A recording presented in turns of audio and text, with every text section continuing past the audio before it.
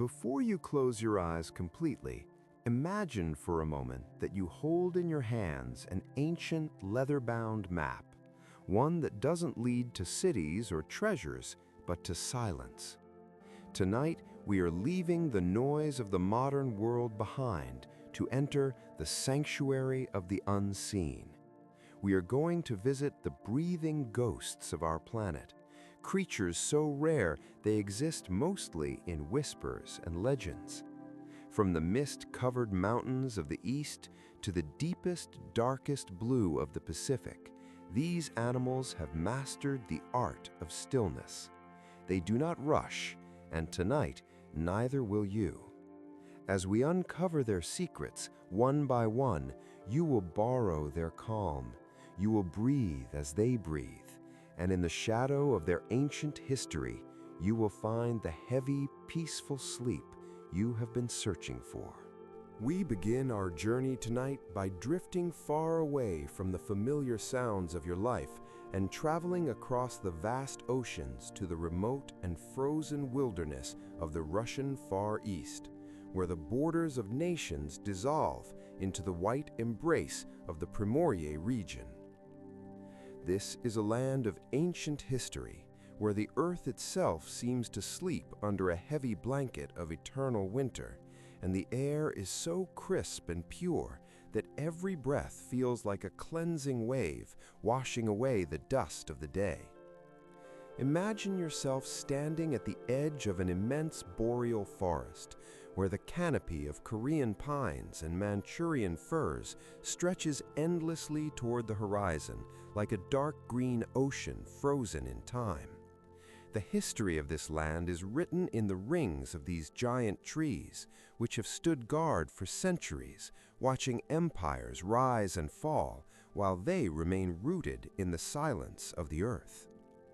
It is here, in this kingdom of ice and wood, that we find the sanctuary of the rarest cat on the planet, the elusive Amur Leopard, a creature so scarce and so mystical that locals often refer to it as the silent ghost of the north. As you visualize this landscape, let your shoulders drop and your breathing slow down to match the rhythm of the wind that whispers through the needles of the pine trees. The snow here is not wet or slushy, but dry and powdery, sparkling like millions of crushed diamonds under the pale light of a crescent moon. It is a world painted in shades of silver and indigo, where the only sound is the soft sigh of the forest settling in for the night. Deep within this cathedral of trees, the Amur Leopard begins its solitary watch, moving with a grace that defies the laws of physics. Imagine this magnificent creature now, a masterpiece of nature designed for stealth and survival in the harshest of climates. Its coat is thick and luxurious, a dense layer of fur that protects it from the biting cold, growing up to 7 centimeters long in the winter to wrap the animal in a permanent embrace of warmth. The rosettes on its fur are widely spaced, thick black rings that look like ancient ink spilled on a canvas of gold and cream, providing the perfect camouflage against the dappled light of the forest floor. As the leopard moves, it places each paw with deliberate precision, instinctively knowing where the dry leaves lie beneath the snow and avoiding them to maintain absolute silence. This is not a creature in a hurry, for it knows that time in the forest moves differently than time in the city. Here there are no clocks and no deadlines, only the slow rising of the moon and the gradual shifting of shadows. You can feel the calmness radiating from this animal, a powerful predator that has no need to prove its strength to anyone. It walks with a fluid motion, its shoulders rolling gently under the thick fur, like water flowing over stones. As you follow its path in your mind's eye, you become aware of the profound stillness that surrounds you, a silence so deep that it feels like a heavy, comforting quilt wrapping around your mind. The Amur Leopard pauses now, stopping near the trunk of a massive oak tree to survey its domain. Its eyes are striking, pale blue-green or sometimes a piercing gold, reflecting the moonlight with a clarity that speaks of ancient wisdom. These are eyes that have seen the passing of seasons, the turning of years, and the quiet endurance of the wild. When the leopard blinks, it is a slow, heavy movement, a gesture of absolute peace and lack of fear. You might imagine looking into those eyes and feeling a connection to the wild heart of the world, a reminder that you too are a part of nature and you too deserve to rest.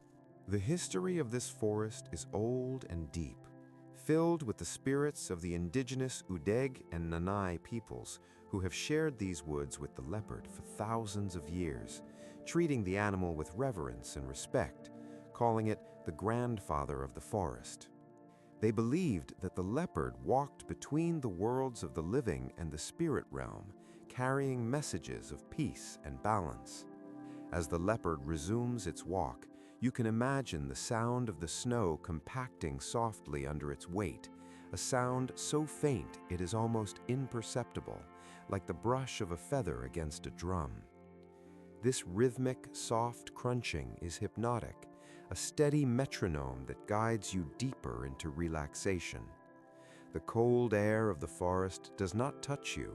Instead, you feel warm and safe, watching from a distance as this rare guardian patrols the boundaries of the night. The Amur leopard is a solitary soul, content in its own company, finding comfort in the vast, empty spaces of the taiga. It teaches us the value of solitude, the healing power of being alone with one's thoughts, and the peace that comes from silence. There is no loneliness here, only a profound sense of completeness, as if the leopard and the forest are one single living entity, breathing in unison. As the animal climbs a rocky outcrop to find a vantage point, you can see the muscles in its back relax.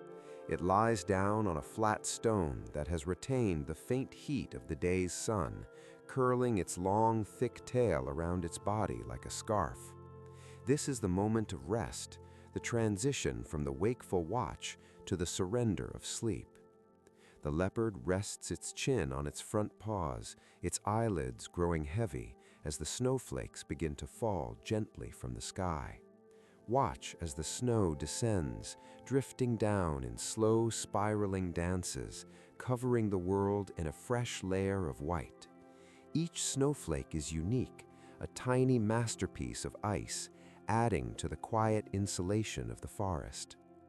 One snowflake lands on the leopard's ear and it twitches slightly before settling back into stillness. The breathing of the leopard deepens, becoming slower and more rhythmic, a steady rise and fall of its ribcage that invites you to synchronize your own breathing with it. Inhale slowly, feeling the cool, fresh air fill your lungs, and exhale gently, releasing any tension you are holding in your body, just as the leopard releases its breath into the cold night air, seeing it form a small cloud of mist that dissipates into the darkness.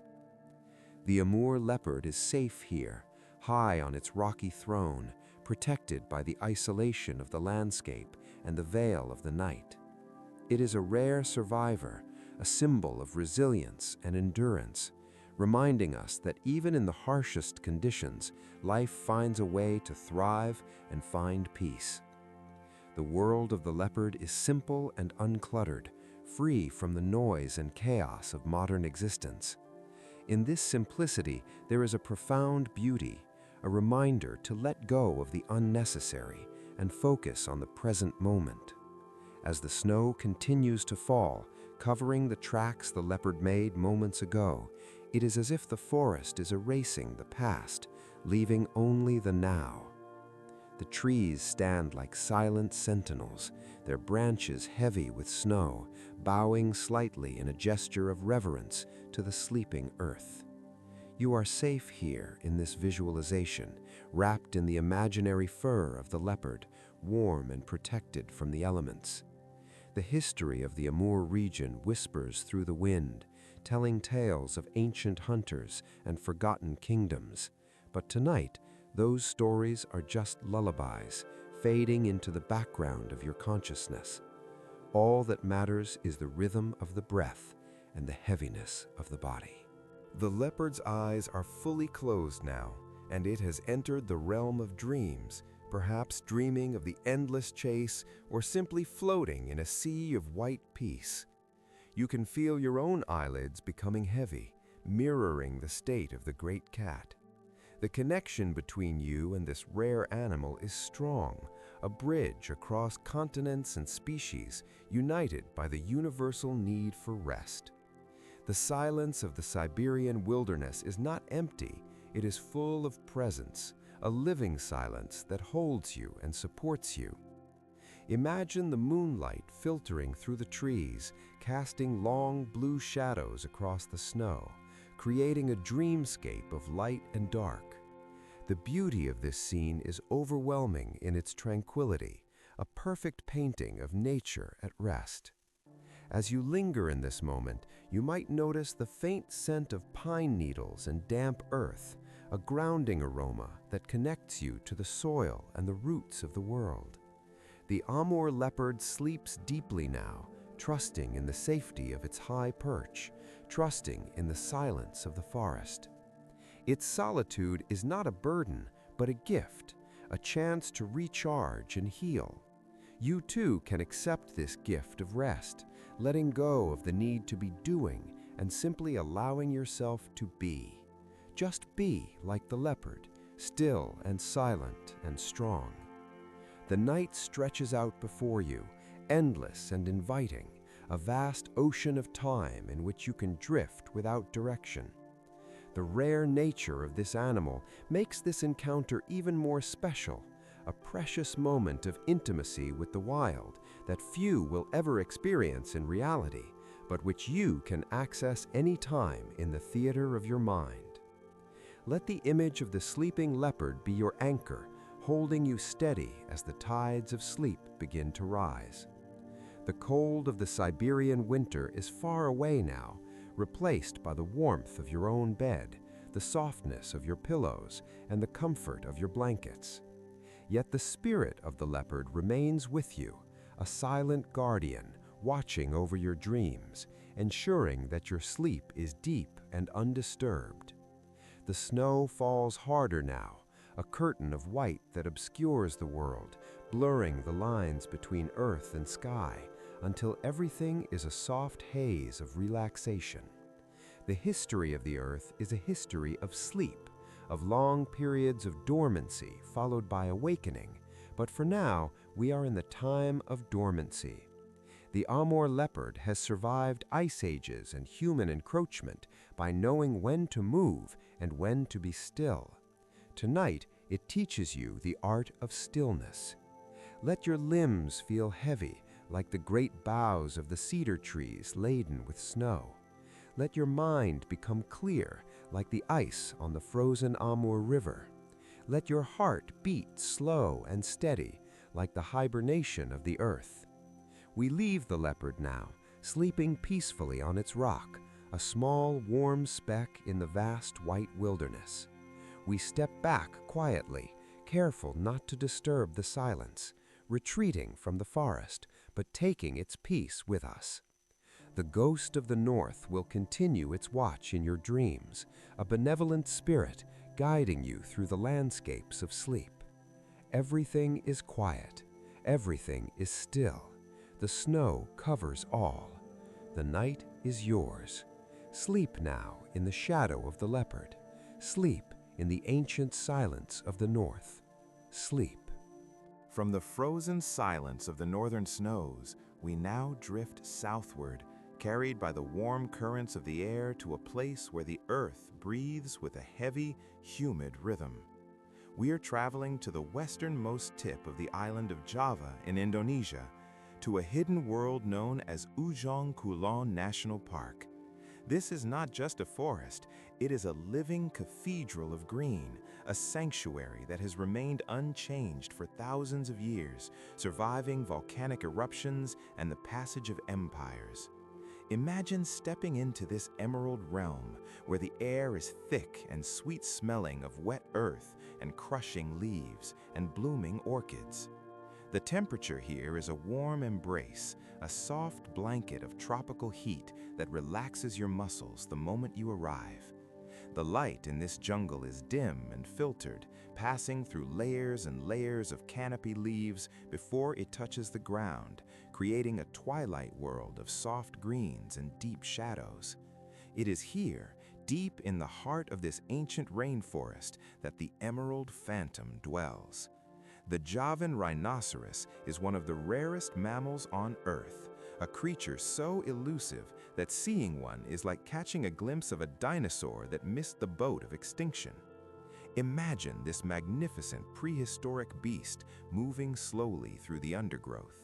He is a giant, a living boulder of gray skin that looks like ancient armor plating. His skin is folded in specific places, giving him the appearance of a warrior dressed for battle, yet his nature is one of profound peace and solitude. As you visualize him walking, picture the sheer weight of his body. He is heavy, solid, and grounded. With every step he takes, his massive hooves sink slightly into the soft, damp soil, connecting him to the earth in a way that we often forget to do. He moves without urgency, for in his world there is no time. There is only the rising sun, the falling rain, and the call of the cicadas. He is searching for something specific, a place of perfect comfort and relief. Ahead of him lies a clearing where a natural spring has mixed with the volcanic soil to create a wallow, a pool of thick, cool mud. This is his destination, his sanctuary within a sanctuary. Watch as he approaches the edge of the mud pool. He lowers his massive head, sniffing the wet clay, smelling the minerals and the coolness that awaits him. The heat of the jungle day has been building, and his thick skin craves the soothing touch of the wet earth. Slowly, with the agonizingly slow grace of a giant, he steps into the pool. Imagine the sound of the thick mud shifting, a deep squelching sound that speaks of viscosity and depth. He moves one leg, then another, until he is standing knee-deep in the cooling embrace. He pauses there for a moment, feeling the temperature change traveling up his legs, stealing away the heat, relaxing his joints. Now begins the great descent. The rhino bends his front knees, lowering his chest into the mud. It is a surrender to gravity, a letting go of all effort. Then he lowers his hindquarters until his entire belly is submerged. Finally, with a deep exhale that ruffles the surface of the mud, he rolls onto his side. Imagine that feeling of absolute support. The mud is thick enough to hold his weight, buoyant and soft, contouring perfectly to the shape of his body. He is floating in earth. As he settles in, the mud covers his flanks, his shoulders, and part of his face, leaving only his eyes and nostrils exposed to the jungle air. This is the ultimate relaxation, a spa treatment designed by nature itself millions of years ago. As you picture this, you can feel your own body becoming heavy, just like the rhino. Imagine that your bed is that pool of warm, supporting earth. Feel your heels sinking down. Feel your hips settling. Feel your shoulders dropping away from your ears as the imaginary mud supports every vertebrae of your spine. The Javan rhino closes his small, dark eyes. He is safe here. He is hidden from the world, camouflaged by the mud and the shadows.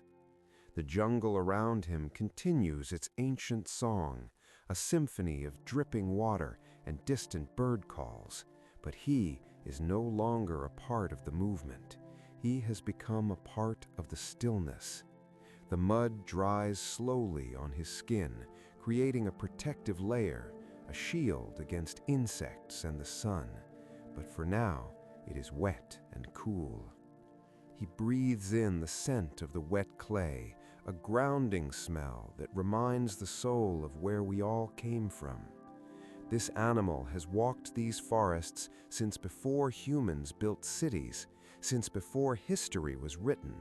He carries the wisdom of the ages in his DNA, a wisdom that knows the value of rest. He does not worry about tomorrow. He does not regret yesterday. He is entirely present in this moment of sensation, feeling the cool mud against his warm skin.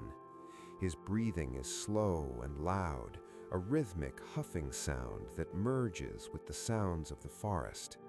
If you were there, sitting quietly on a mossy log nearby, you would feel your own heart rate slowing down to match his. Thump, thump, thump, slow and steady like a drum beating in the depths of the earth. The humidity of the air softens your skin, and the green light soothes your eyes. You are witnessing a private moment of a creature that very few people will ever see. It is a privilege, a secret shared between you and the wild. The rhino shifts slightly, adjusting his position to get even more comfortable. The mud ripples around him, thick and slow like molten chocolate. He lets out a long sigh, a sound of pure contentment. In this moment, he is the king of his world, not through dominance or power, but through the mastery of peace. He knows how to simply be. As you watch him, you realize that you too have permission to stop. You have permission to be heavy. You have permission to do absolutely nothing but breathe and exist. The world outside can wait. The responsibilities and the noise are far away, unable to penetrate the thick walls of this jungle. Here, there is only the slow drip of water from the tip of a fern leaf. Drip, drip, drip. The sound is hypnotic, repetitive, and calming. The rhino's ears flick occasionally, twitching to chase away a fly, but his body remains motionless. He is a statue of tranquility, carved from the living earth. The shadows in the forest begin to lengthen as the afternoon drifts toward evening. The light changes from green to a softer gold, then to a deepening blue. But the rhino does not move. He is soaking in the healing properties of the earth, recharging his strength through stillness. This is a sleep story about weight and the comfort of being held. Just as the mud holds the rhino, let your mattress hold you. Let go of the tension in your jaw. Let go of the tightness in your hands. Let your fingers curl naturally. Imagine the heavy armor of your daily life falling away, leaving you soft and vulnerable, but completely safe. The Javan Rhino is a survivor, a phantom that fades into the foliage. But here, in the mud, he is real, and he is at rest. The ancient trees above him stand guard, their roots delving deep into the same soil, forming a network of protection. High in the canopy, a Javan gibbon calls out, a haunting, melodic sound that echoes through the mist, but it sounds far away, like a memory. The rhino remains in his cocoon of clay. He is connected to the ground in the most literal way possible. This connection is grounding for you as well. It reminds you that you are made of matter, that you have weight, and that gravity is a friend that wants to cradle you.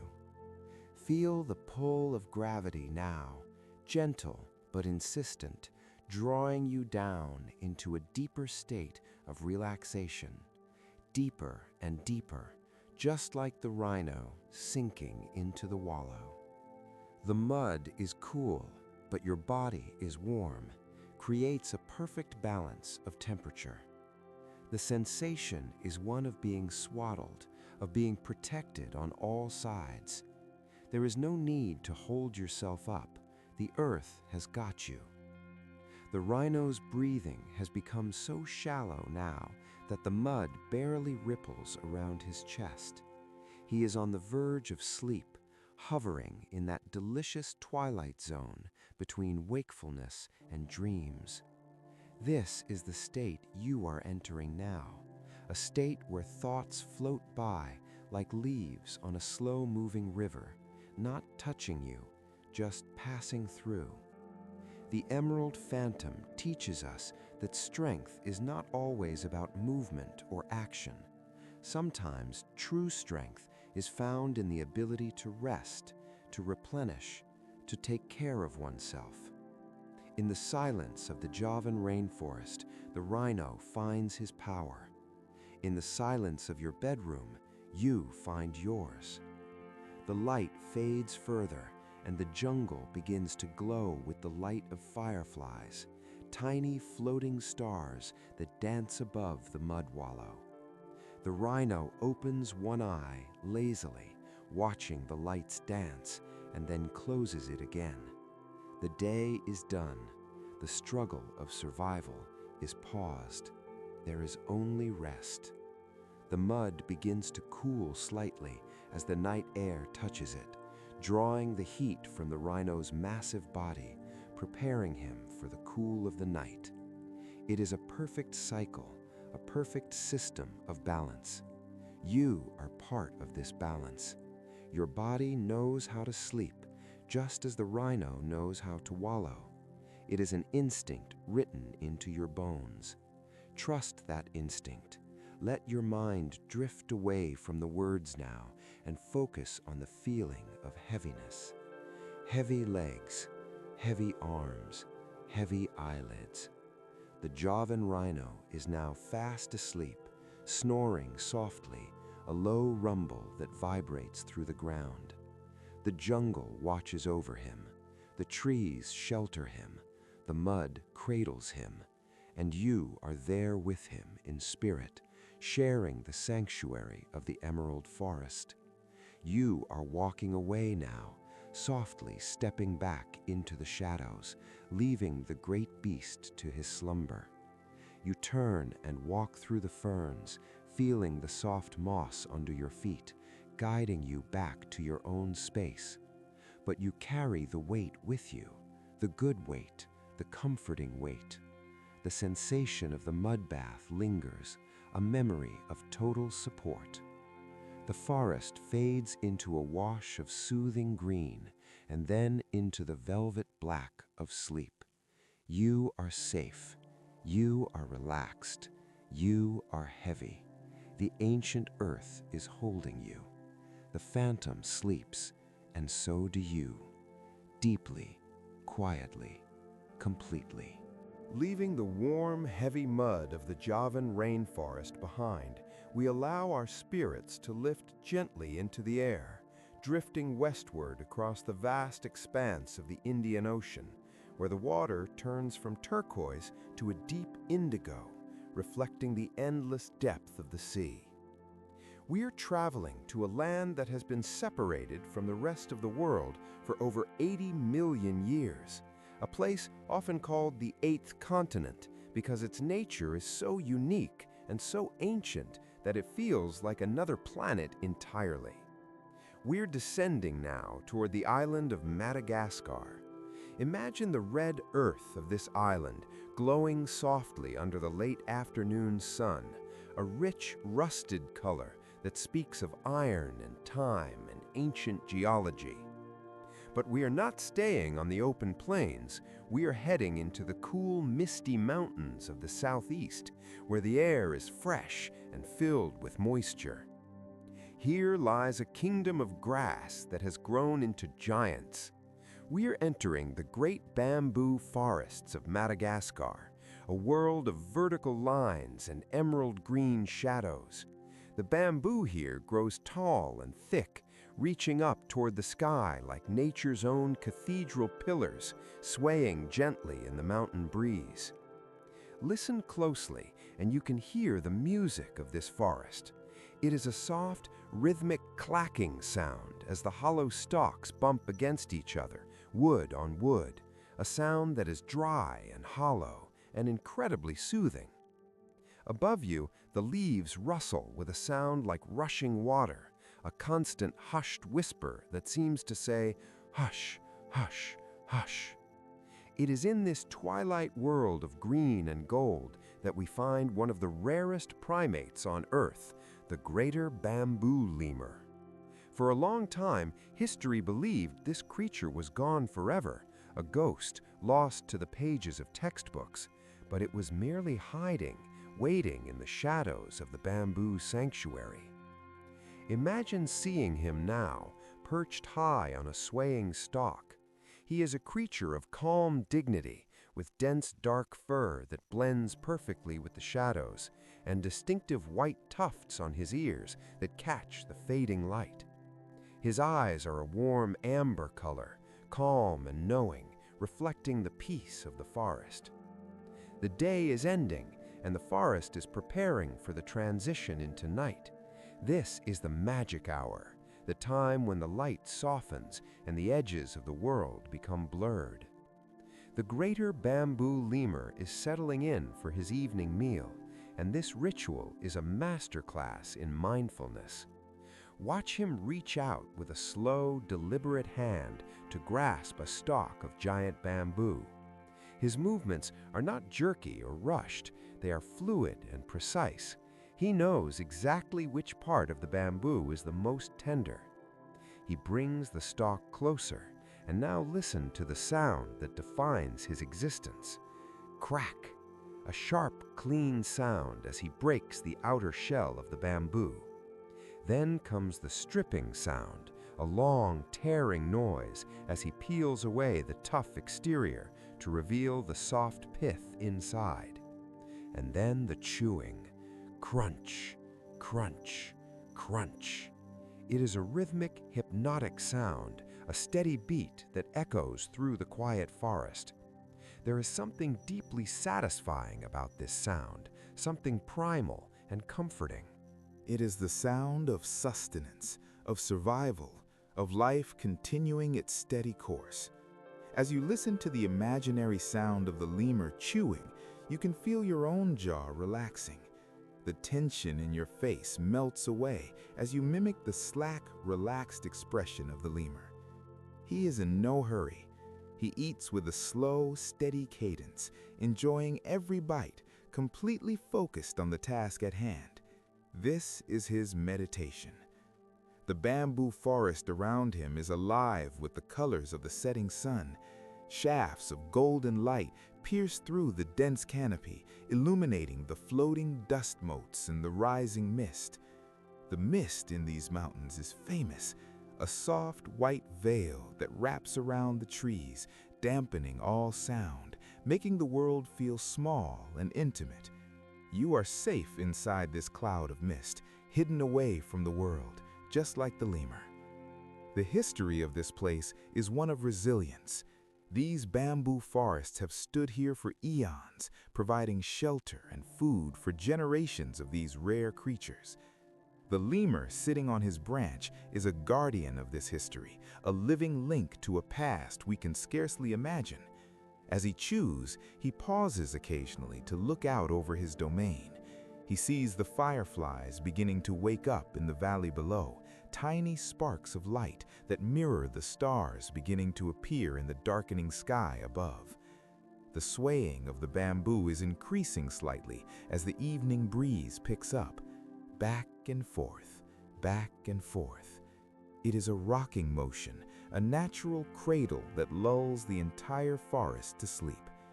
Imagine yourself sitting on a branch nearby, safe and secure, feeling that gentle sway. It is the same sensation as being rocked in a hammock or floating on a calm sea. The movement is predictable and slow, comforting your inner ear and signaling your brain that it is time to rest. The lemur finishes one piece of bamboo and reaches for another, but he moves even slower now. The energy of the day is fading. His chewing becomes softer, slower, less frequent. The shadows are lengthening, stretching out across the forest floor like long, dark fingers claiming the land for the night. The green of the bamboo is turning to a deep blue as the light fails. The air is cooling down, settling on your skin with a refreshing touch that makes you want to pull a blanket up to your chin. In this forest, There are no alarms, no traffic, no demands. There is only the bamboo and the lemur and the mist. The connection between the animal and his environment is absolute. He depends on the bamboo for everything, and in return, he shapes the forest. It is a circle of life that is balanced and peaceful. You are part of that circle tonight, observing it from the quiet space of your mind. The greater bamboo lemur is often called the panda of Madagascar because of his specialized diet and his round, gentle face. There is a softness to him that is incredibly endearing. He is not a predator. He is a peaceful vegetarian, content with his lot in life. This contentment radiates from him like heat from a fire. It warms you and calms you. As the twilight deepens, the sounds of the daybirds fade away, replaced by the chorus of the night. Crickets begin their chirping, a steady wall of white noise that blocks out intrusive thoughts. A distant stream gurgles over mossy rocks, adding a layer of liquid sound to the dry rustle of the bamboo. The lemur has finished his meal now. He sits quietly, licking his paws, cleaning his face with slow, meticulous strokes. This grooming ritual is another signal that it is time to sleep. It is a winding down, a preparation for the stillness of the night.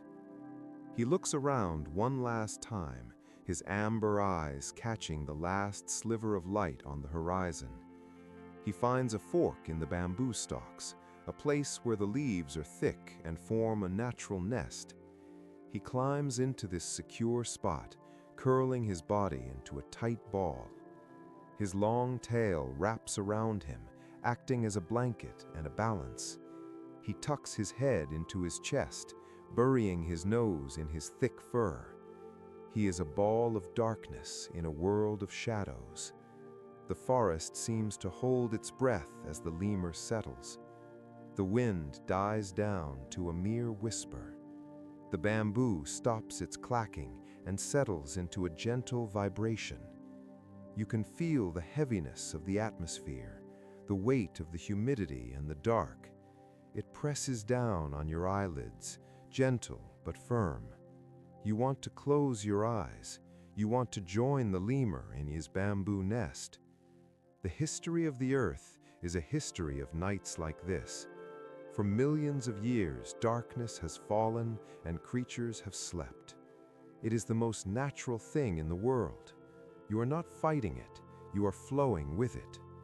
The bamboo forest is a sanctuary of vertical lines, and vertical lines represent stability. You are stable, you are grounded, you are safe. The rare beauty of the greater bamboo lemur is a gift to your imagination, a rare gem that you have discovered in the treasure chest of nature. Thinking of him sleeping there, high in the canopy, safe from predators, protected by the height and the camouflage, gives you a sense of vicarious safety. If he can relax in the wild, surely you can relax in the comfort of your home. The mist has now completely enveloped the forest, turning the world into a soft gray cocoon. Visions of green bamboo fade into the gray and then into the black. The only sound left is the rhythm of your own breathing, which has slowed to match the phantom memory of the lemur's chewing. In, out, slow, deep. The twilight has passed, and the night has fully arrived. It is a benevolent night, a night of restoration. The shadows in the bamboo are not scary, they are protective veils, hiding you from worry. The lemur's song is done for the day. His silence is now the loudest thing in the forest. It is a silence that invites you in, a silence that opens the door to dreams.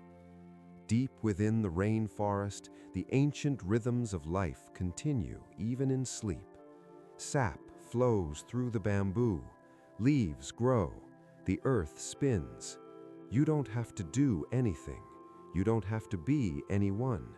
You just have to lie there and let the image of the sleeping lemur guide you down down into the mossy, soft depths of slumber, down into the quiet. The bamboo sways one last time in your mind, a gentle nod of farewell. The lemur is asleep, the forest is asleep, the island is asleep, and soon you will be too. Drifting on the raft of the night, floating through the sea of stars, held by the ancient hands of time. Peace is yours, quiet is yours, sleep is yours. We leave the misty mountains of Madagascar behind us now, and let the winds of the earth carry us eastward across the vast Indian Ocean and over the majestic peaks of the Himalayas until we descend into the heart of the ancient East. We are arriving at the cradle of civilization in China, where the mighty Yangtze River winds its way like a dragon of water and light across the continent. This is the third longest river in the world, a waterway that has seen the rise and fall of dynasties, the birth of poetry, and the slow march of millennia. But tonight, we are far away from the busy cities and the noise of human history. We are floating above a quiet bend in the river, in the middle reaches, where the water is wide and calm, and the setting sun has turned the surface into a moving sheet of liquid gold. The light here is extraordinary, thick and warm, casting a hazy glow over the willows that line the banks and turning the mist into a shimmering veil. It is in this golden world that we find one of the most enchanting and rare creatures on the planet, the Yangtze Finless porpoise. Known to the locals as the Smiling Angel, this gentle being is the guardian of the river's spirit. Imagine you are lowering yourself gently down toward the water until you are hovering just inches above the surface.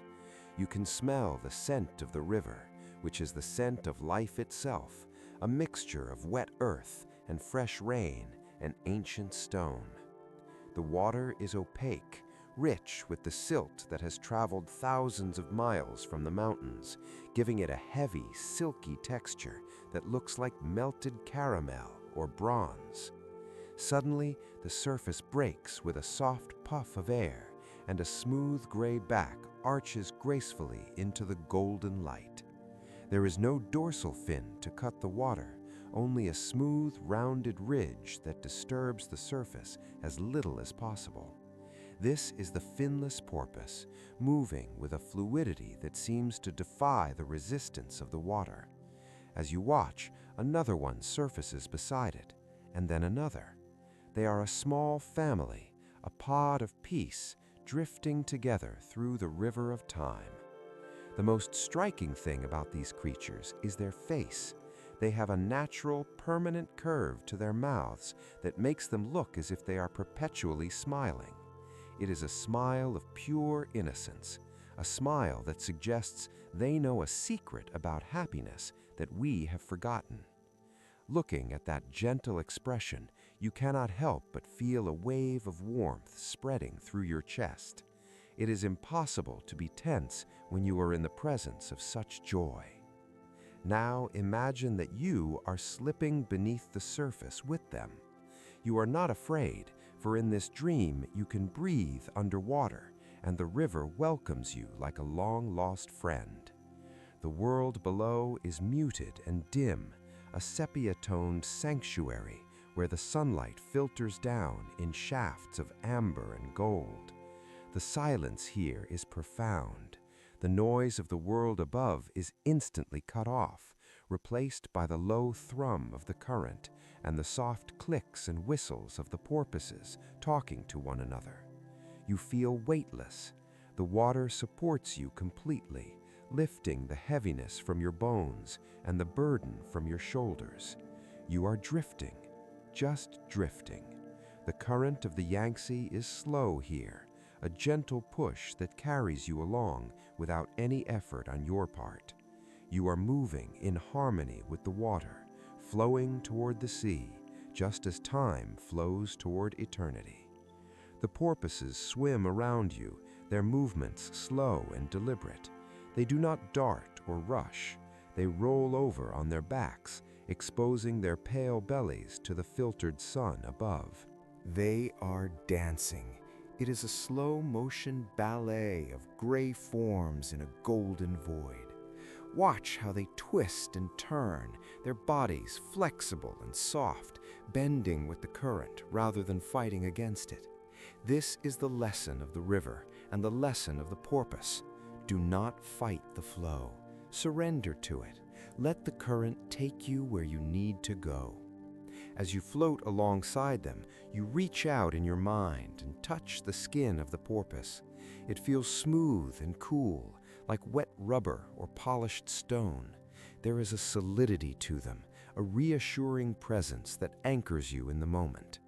They are rare survivors, remnants of a time when the river was wild and free. Despite the changes in the world, they remain here, smiling their eternal smile, reminding us that peace can be found even in the midst of change. The sediment in the water creates a cocoon effect, wrapping you in a soft blanket of visibility where you can only see a few feet in front of you. This is comforting. You do not need to see the horizon. You do not need to see the future. You only need to see the here and the now. The golden particles suspended in the water glitter like tiny stars, turning the river into a liquid galaxy. You are floating through space, floating through gold, floating through peace. The finless porpoise is a master of energy conservation. It moves with minimal effort, using the hydrodynamics of its body to glide.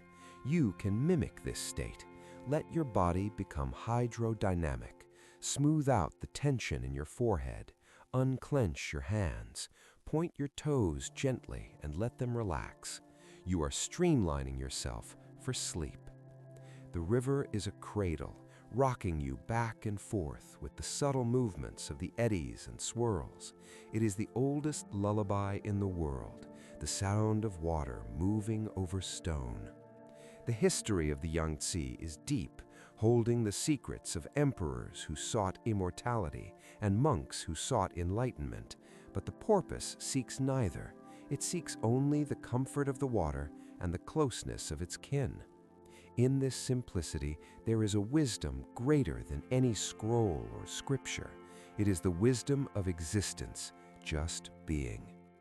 The light above is beginning to fade now as the sun dips below the horizon.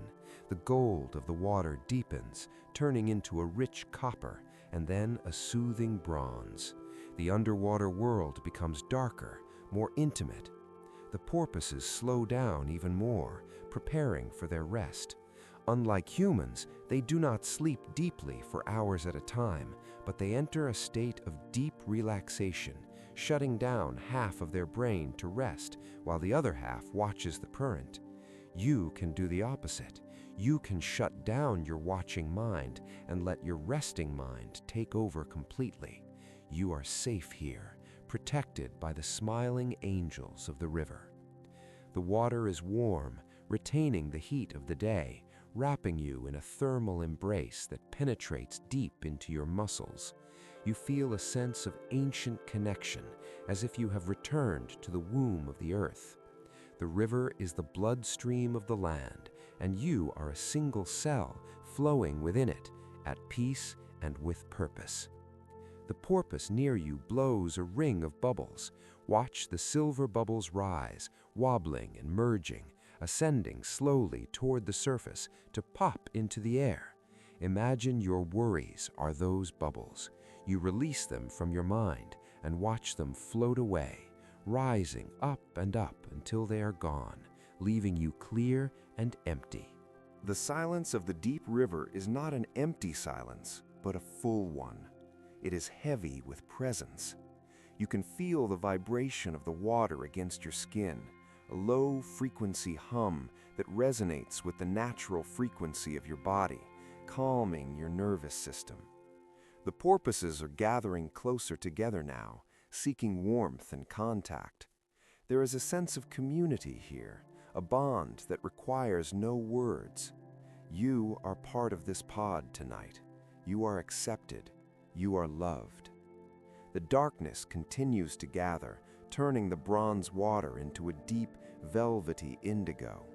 The transition is slow and gentle, allowing your eyes to adjust, allowing your mind to darken. The visual stimulation is fading away, leaving only the sensation of floating. You are drifting through a void of comfort, no up, no down, only the sensation of being held. The Yangtze River has flowed for millions of years, and it will flow for millions more. Your life is but a brief flicker in its timeline, and in this moment, that realization is liberating. Your problems are small in the face of this ancient river. They are washed away by the current, leaving only the essential truth of your existence, which is that you are alive and you are safe. The finless porpoise beside you closes its eye. It is trusting the river to carry it. You must trust the sleep to carry you. Let go of the bank. Let go of the shore. Push off into the stream. The current is gentle, and it knows the way. It flows towards the ocean of dreams, the vast, deep unconscious, where you will find restoration. The smiling face of the porpoise fades into the darkness, but the feeling of that smile remains imprinted on your heart. A feeling of lightness, a feeling of joy, a feeling of peace.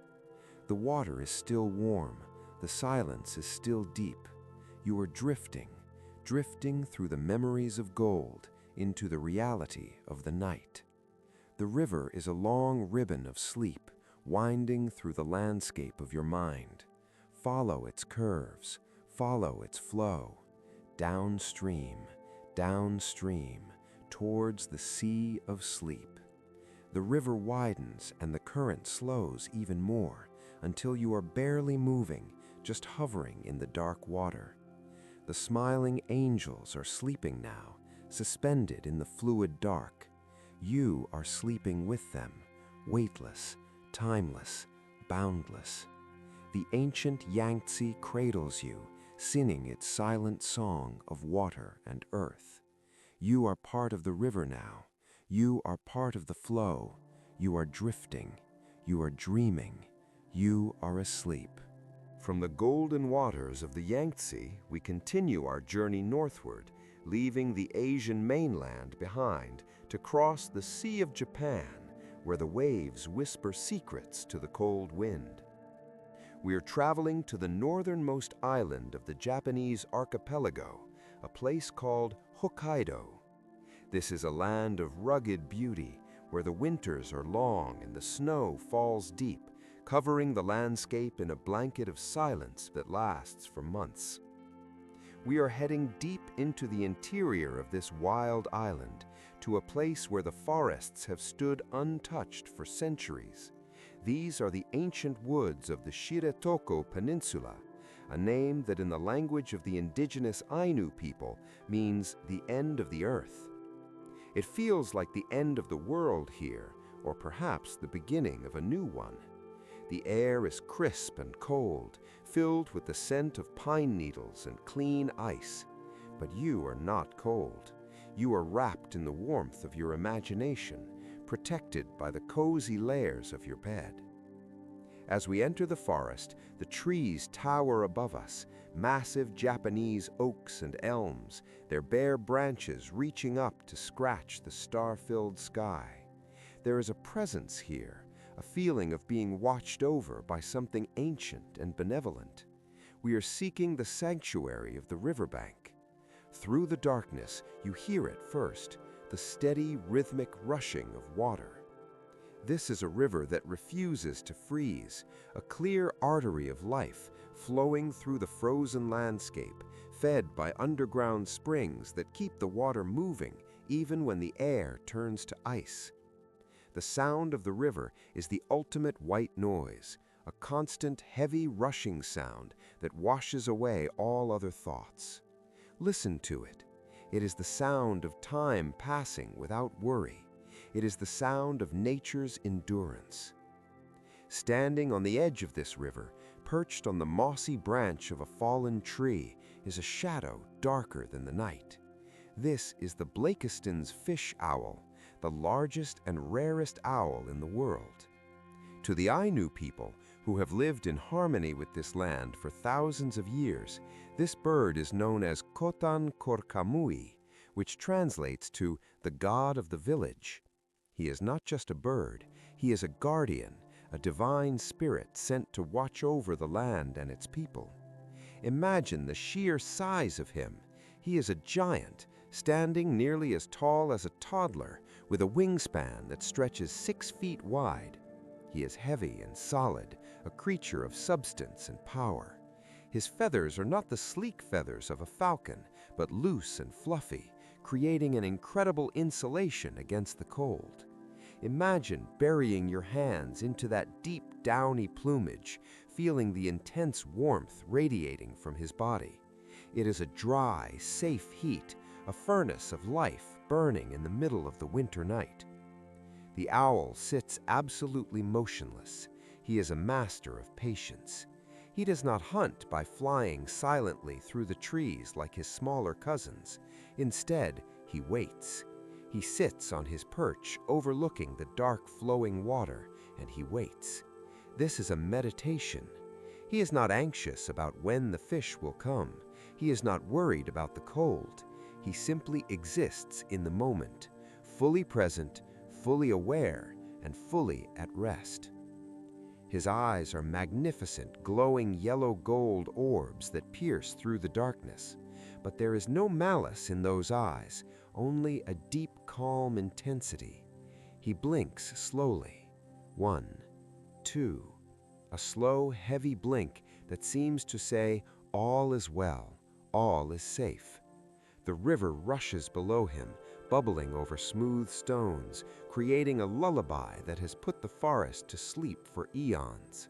The owl's ear tufts stand up like small horns, twitching slightly to catch the sound of a fish breaking the surface, but mostly he listens to the silence between the sounds. You were sitting there with him in spirit, sharing his vigil. You borrow his heaviness, feel your own body becoming as heavy as the owl, settled onto his branch. You are grounded, you are stable, nothing can move you. The wind sighs through the tops of the trees, dislodging a puff of snow that falls softly to the ground. But down here on the riverbank, the air is still. The owl shifts his weight from one large talon to the other, a slow, deliberate movement. He fluffs his feathers, shaking his body briefly to trap more air and warmth against his skin. Imagine that sensation of fluffing up your own pillows, pulling the duvet tighter around your shoulders, creating your own nest of warmth. You are safe under the wing of the giant. The history of this bird is a history of survival. He has seen the glaciers recede. He has seen the volcanoes of Hokkaido erupt and quiet down. He has seen the seasons turn 1,000,000 times. He carries the wisdom of the old world, a world that moved at a slower pace. In his presence, you realize that there is no need to rush through life. The river brings what is needed. The night provides the rest. The owl's breathing is slow and deep. If you listen closely beneath the sound of the water, you might hear the faint hoot of his call. It is not a screech, but a low, resonant note that vibrates in your chest.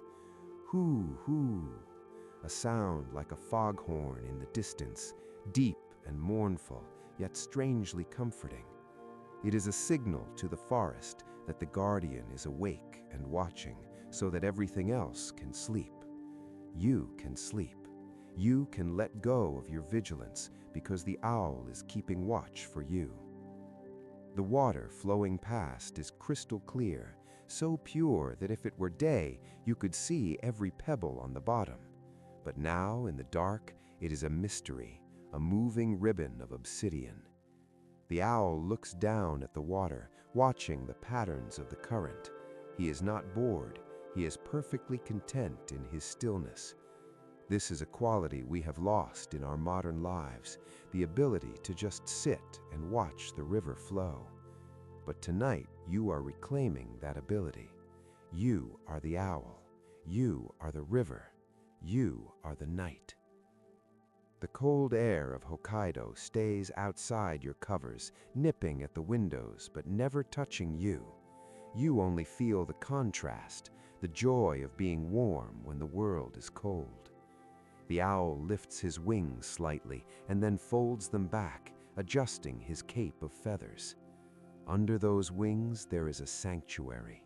Imagine yourself shrinking down and climbing into the soft, downy feathers under the owl's wing.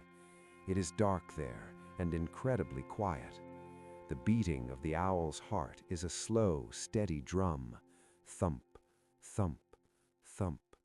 It creates a rhythm for you to follow. Your own heart slows down to match it. The stress of the day dissolves into the sound of the river. The thoughts that troubled you are swept away by the current, carried downstream to the sea, where they are washed clean. The Blakiston's fish owl is a rare soul, a remnant of a time when giants walked the earth. To be in his presence, even in a story, is a blessing. It connects you to the wild, primal part of yourself that knows how to rest. The riverbank is a place of boundaries, the boundary between water and land, between motion and stillness. You are resting on that boundary. You are floating in the space between being awake and being asleep. It is a sweet space, a twilight zone where dreams begin to take shape. The owl leans forward, his gaze fixed on a ripple in the water. He does not strike, he just watches. He knows that the river is full of life and that his needs will be met. This creates a feeling of abundance, of trust in the universe. You too can trust. You can trust that tomorrow will take care of itself. You can trust that you are exactly where you need to be. The snow begins to fall again in the forest, large, fat flakes that drift down through the branches. They land on the owl's back and stay there unmelted, proving how well his feathers insulate him. He becomes a part of the winter landscape, a snow-dusted statue of peace. The sound of the river seems to deepen, becoming a lower hum, a vibration that soothes your nervous system. The visual of the dark, rushing water is hypnotic, endlessly flowing, endlessly changing, yet always the same. The owl closes his eyes for a moment, trusting his ears. You can close your eyes too. You don't need to see to know that you are safe. The god of the village is on duty. His talons grip the wood with effortless strength, anchoring him against the flow of time. You are anchored too, anchored in your bed, anchored in this moment. The night in Hokkaido is long, providing hours and hours of darkness for deep, restorative sleep. The owl is a creature of this long night. He thrives in it. He teaches you not to fear the dark, but to wrap it around you like a cloak. The dark is where recovery happens. The dark is where the magic of sleep repairs your body and mind. The owl lets out another soft, low call, a note of reassurance that travels for miles through the frozen forest. It echoes off the mountains and fades into the sea. Everything is connected. The mountain, the river, the owl, and you. You are all part of the great silence. The fish in the river are sleeping in the deep pools, suspended in the current. The bears in the mountains are hibernating deep in their dens, dreaming of spring. And the owl sits, patient, eternal. His presence is a heavy weight, but a good weight. It holds you down, preventing you from floating away into anxiety. It keeps you here in the heavy, warm now. The feathers of the owl are soft, gray and brown, patterned like the bark of the trees, making him one with the forest. When you sleep, you become one with the night. You blend in, you disappear into the peace. The river continues its journey, flowing to the sea of Okhotsk. It carries with it the melted snow, the fallen leaves, and the quiet prayers of the forest. Let your mind flow with it. Let your thoughts become liquid and loose. There is no structure left in your mind, only the flow. The owl remains. He will remain there all night, a sentinel of the sacred river. You can leave him now, knowing he is there. You can turn your attention inward to the warm darkness behind your eyelids. The sound of the river fades slightly, becoming a gentle background murmur. The image of the owl becomes a feeling of warmth and safety. You are drifting deeper now. The cold air of the north has been replaced by the warm air of sleep. The ancient forest protects you. The giant owl watches over you. The river sings to you. Sleep is coming. Sleep is here. It is as deep and as dark as the river. It is as soft and as warm as the owl's wing. Sink into it. Let the god of the village guard your dreams. Rest now.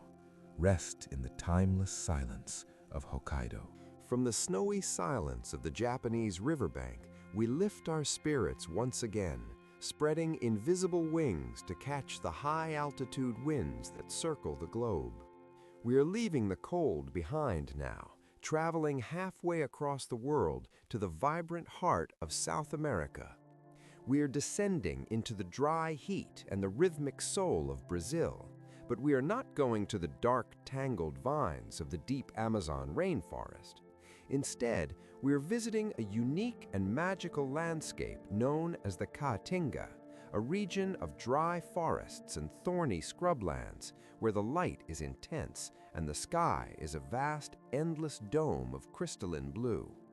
It is here, in the northeastern state of Bahia, that nature has hidden one of its most precious jewels. Imagine the landscape stretching out before you, painted in shades of terracotta earth and dusty sage green. Rising from this dry earth are the majestic caraibera trees, tall and silvery with bright yellow flowers that trumpet the glory of the sun. The air here is warm, dry, and still, carrying the scent of sun-baked clay and sweet wildflowers, a scent that instantly relaxes your muscles and warms your bones. You are standing in the shade of one of these ancient trees, looking up into the canopy where the leaves whisper secrets to the wind.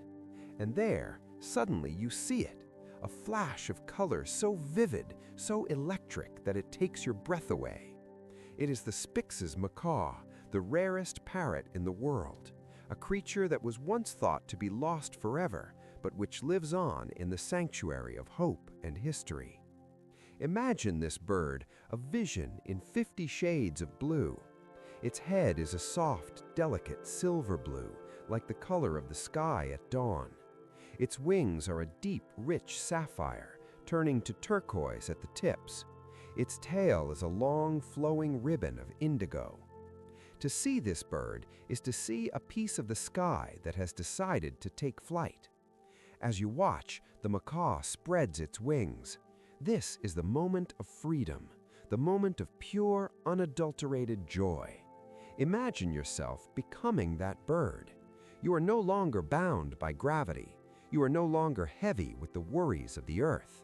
You launch yourself from the branch and the air catches you. Feel the wind rushing under your arms, lifting you up, up, up into the warm embrace of the atmosphere. You are flying. But this is not a frantic flap-in flight. It is a glide. You find a thermal, a column of warm air rising from the heated ground, and you ride it like a surfer riding a slow wave. You spiral upwards effortlessly, your wings outstretched, catching every molecule of the breeze. The world below you becomes a patchwork of green and brown, a beautiful abstract painting that gets smaller and smaller. You are the jewel of the canopy, drifting through the azure abyss. The sensation of flight is the ultimate relaxation. It is the feeling of total support. The air is solid beneath you, holding you up, carrying you forward. You do not need to steer. You do not need to struggle. You just have to trust the wind. The sun warms your back, penetrating deep into your muscles, melting away any remaining tension. You are bathed in light. You are bathed in blue. Blue is the color of the throat chakra, the center of truth and expression, but it is also the color of peace. It is the color of the ocean on a calm day. It is the color of the twilight sky. It is the color of sleep. As you fly, as the Spix's macaw, you are completely immersed in this healing color. Above you is the blue sky. Below you is the blue shadow of the clouds. Around you are your own blue feathers. You are dissolving into the blue, becoming one with the horizon. The history of this bird is a poignant one, a story of loss and return. For years, the Spix's macaw was a ghost, a legend whispered among the locals. But tonight, in this dreamscape, the bird is abundant and free. It flies not alone, but with a partner, for these birds mate for life, forming a bond that is unbreakable. Imagine your partner flying beside you, wingtip to wingtip. You communicate without words, a silent understanding of shared direction and shared purpose. You are never alone. You are always supported. The sound of the wind in your ears is a soft rushing noise, like the sound of a seashell held to your ear. Whoosh, whoosh. It drowns out the chatter of the mind. It cleanses the thoughts. You are flying over the Rio São Francisco, the river of national unity, which winds through the dry lands like a silver snake. The water reflects the sky, doubling the blue, doubling the peace.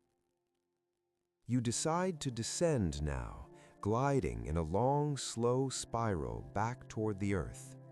The descent is smooth and controlled. You can feel the change in air pressure, a gentle squeezing sensation that feels like a hug. You approach the Caraibea tree, your home, your sanctuary. You land with a soft rustle of feathers, gripping the branch with strong, sure feet. You are grounded again, but you still feel the lightness of the flight in your chest. The macaw settles down, tucking its wings against its body. It begins to preen, to clean its feathers with its curved beak. This grooming is a ritual of self-care, a methodical, calming action. Zip, zip. The sound of the beak moving along the feathers is rhythmic and soothing. It reminds you to take care of yourself, to smooth out the ruffled feathers of your own day. The afternoon is wearing on, and the heat of the day is beginning to dissipate. The light in the Caatinga changes, turning from a harsh white to a soft golden honey color. The shadows of the thorns and the trees stretch out across the red earth, long and languid. The world is slowing down. The cicadas in the trees begin their evening song, a high-pitched hum that vibrates through the air. In the distance, you might hear the call of the macaw, a distinct crack sound that echoes through the canyon. It is a call of belonging. I am here. I am home. I am safe. You are safe too. You are home in your body. You are home in your bed. The rarity of this animal makes this encounter special. You are witnessing a miracle of survival. The Spix's macaw teaches us that no matter how difficult things get, no matter how dry the land or how scarce the water, there is always hope. There is always the sky. There is always the freedom to rise above it all. As the sun begins to dip below the horizon, the sky puts on a show just for you. It turns from blue to lilac, from lilac to pink, from pink to a deep bruised purple. The macaw watches this transformation with quiet eyes. The bird is tired now. The joy of flight has been replaced by the need for rest. It moves closer to the trunk of the tree, finding a hollow nesting spot, a dark, warm cave within the wood. It climbs inside. The darkness of the hollow is welcoming. It is a break from the bright sun, a place to close the eyes and just be. You are climbing into your own hollow now, pulling the covers up, creating your own dark cave. It feels safe. It feels private. The world outside continues to spin, but inside the hollow, everything is still. The Spix's macaw tucks its head under its wing, burying its beak in the soft, downy feathers of its back. This is the universal posture of sleep for birds, a closing of the circle, a protecting of the vital organs. You curl up in your bed, finding your own position of comfort. Maybe you're on your side, maybe on your back. It doesn't matter. What matters is the intention to rest, the intention to let go. The blue of the bird's feathers is now hidden in the dark, but the memory of that blue remains. It is a cool mental image that soothes the mind. Visualize that blue color filling your mind, a cool, calm, liquid blue that washes away stress. The wind outside the tree dies down. The leaves stop their whispering. The caatinga settles into the silence of the desert night. The stars begin to pop out one by one, sharp and bright in the clear, dry air. The Southern Cross hangs low in the sky, a diamond anchor watching over the sleeping continent. The Spix's macaw is asleep. Its breathing is tiny and fast, but steady. You can connect to the spirit of this bird. You can borrow its freedom. In your dreams, you can fly. You can soar over the canyons and the rivers. You can touch the clouds. But for now, your wings are folded. For now, you are resting. The journey of the macaw is a journey of resilience and beauty. It is a reminder that beauty exists even in the harsh places, that softness exists even among the thorns. You are that beauty. You are that softness. Allow yourself to be delicate tonight. Allow yourself to be held. The tree holds the bird. The earth holds the tree.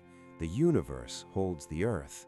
You are held by a chain of existence that is unbreakable. The feeling of weightlessness returns, not the weightlessness of flight this time, but the weightlessness of sleep. The feeling where you can't tell where your body ends and the bed begins. You are floating in a sea of comfort. The air around you is still and temperate. The sounds of the house settle. The sounds of the street fade. There is only the rhythm of your breath. In, out, like the wings of the macaw beating slowly in slow motion. The blue sky of the day has become the velvet black of the night. But the peace is the same. The freedom is the same. You are free to sleep. You are free to dream. The jewel of the canopy shines in the darkness, a beacon of quiet light. Let that light guide you. Let the story of the blue bird wrap around you like a soft blanket. You are drifting away now, drifting back to the sky, drifting back to the blue. The wind is gentle. The flight is over. The rest has begun. Deep, deep sleep is waiting for you. It is as vast as the Brazilian sky. It is as welcoming as the warm wind. Embrace it. Surrender to it. The macaw sleeps. The caatinga sleeps. You sleep. Good night. We leave the open blue skies of Brazil behind us now and let the warm trade winds carry us northwest across the equator and up the spine of the Americas until we reach the rugged, sun-drenched coast of the Californias. We are traveling to a place of isolation and stark beauty, a hidden gem floating in the shimmering waters of the Gulf of California, also known as the Sea of Cortez. This is the Isla Santa Catalina, a desert island that time seems to have forgotten, where the cactus forests stand like ancient sentinels and the granite hills glow pink in the setting sun. It is a land of silence, where the only sounds are the wind moving through the sagebrush and the distant rhythmic lapping of the ocean against the rocky shore. In this rugged paradise, we find a creature that embodies the very essence of peace and evolution, the Santa Catalina Island rattlesnake. This is no ordinary serpent, for it is known as the silent rattlesnake. Over thousands of years of living in this isolated sanctuary with no large predators to threaten it, this unique animal has lost its rattle. It has evolved past the need to make noise, past the need to warn, past the need to be defensive. Imagine the power of that silence. It is a creature that simply is. It moves through the world without announcing its presence, content to live in the quiet spaces between the rocks and the roots. As we visualize this island, imagine the heat of the afternoon sun soaking into the landscape. The ground here is composed of ancient granite and quartz, stones that have absorbed the warmth of the sun all day long. Touch one of these stones in your mind. It is smooth and warm, radiating a gentle heat that feels like a hot stone massage on your skin. This is the world of the silent snake. Imagine seeing him now, a beautiful pattern of dusty gray and soft brown scales that blend perfectly with the desert floor. He is moving slowly across the sand. There is no hurry in his motion. He pours his body over the terrain like liquid earth, flowing over pebbles and around the base of the giant barrel cacti that dot the hillside. Watch the way his muscles ripple beneath his skin. It is a movement of pure efficiency, a testament to the fact that you do not need to rush to get where you are going. You only need to move with purpose. The snake pauses, tasting the air with a flick of his tongue, sensing the cooling temperature of the approaching evening. He is looking for a place to rest, a place to coil up and let the world pass by. He finds a spot beneath the twisted roots of a mesquite tree, a natural shelter that offers protection and a perfect view of the desert below. The roots of the tree are old and gnarled, grasping the dry earth with a strength that speaks of survival against the odds. The snake slides into the hollow between the roots, his body making a soft, dry sound against the sand. Shh, shh. It is the sound of total relaxation. Now, watch as he begins to coil. This is a sacred geometry, a spiral of life that turns inward. He loops his body around once, twice, 3 times, creating a perfect circle of safety. He rests his head on the soft cushion of his own coils. He is self-contained. He is self-sufficient. He needs nothing from the outside world to be at peace. As you watch him settle, you can feel a sympathetic response in your own body. You too can curl up. You too can turn your attention inward, away from the noise and the demands of the world. The history of this island is a history of solitude. For millions of years, it has stood apart from the mainland, protected by the sea, allowing life to evolve at its own slow pace. The snake is the guardian of this history. He carries the stillness of the rocks in his blood. He absorbs the energy of the sun and holds it within him, just as you are holding the warmth of your blankets. The silence of the rattlesnake is a profound teacher. In a world that is constantly buzzing and ringing and talking, this creature reminds us that there is power in silence. There is strength in saying nothing. There is dignity in quiet. The snake does not have a rattle because he does not need to fear. Think about that. He has let go of his defense mechanism because he is safe. You are safe too.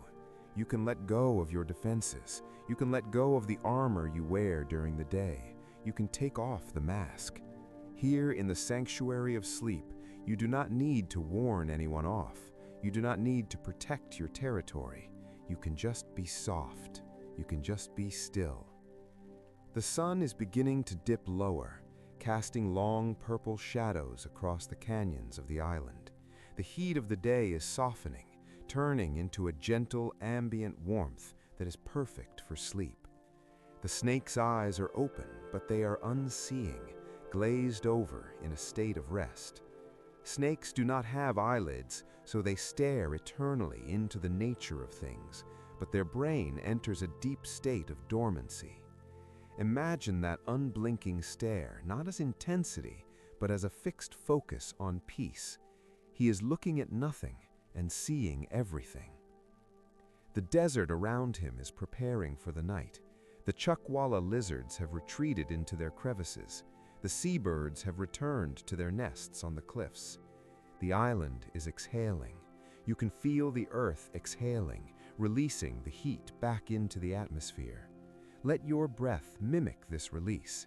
Exhale fully, letting all the stale air leave your lungs, making room for fresh, calm energy.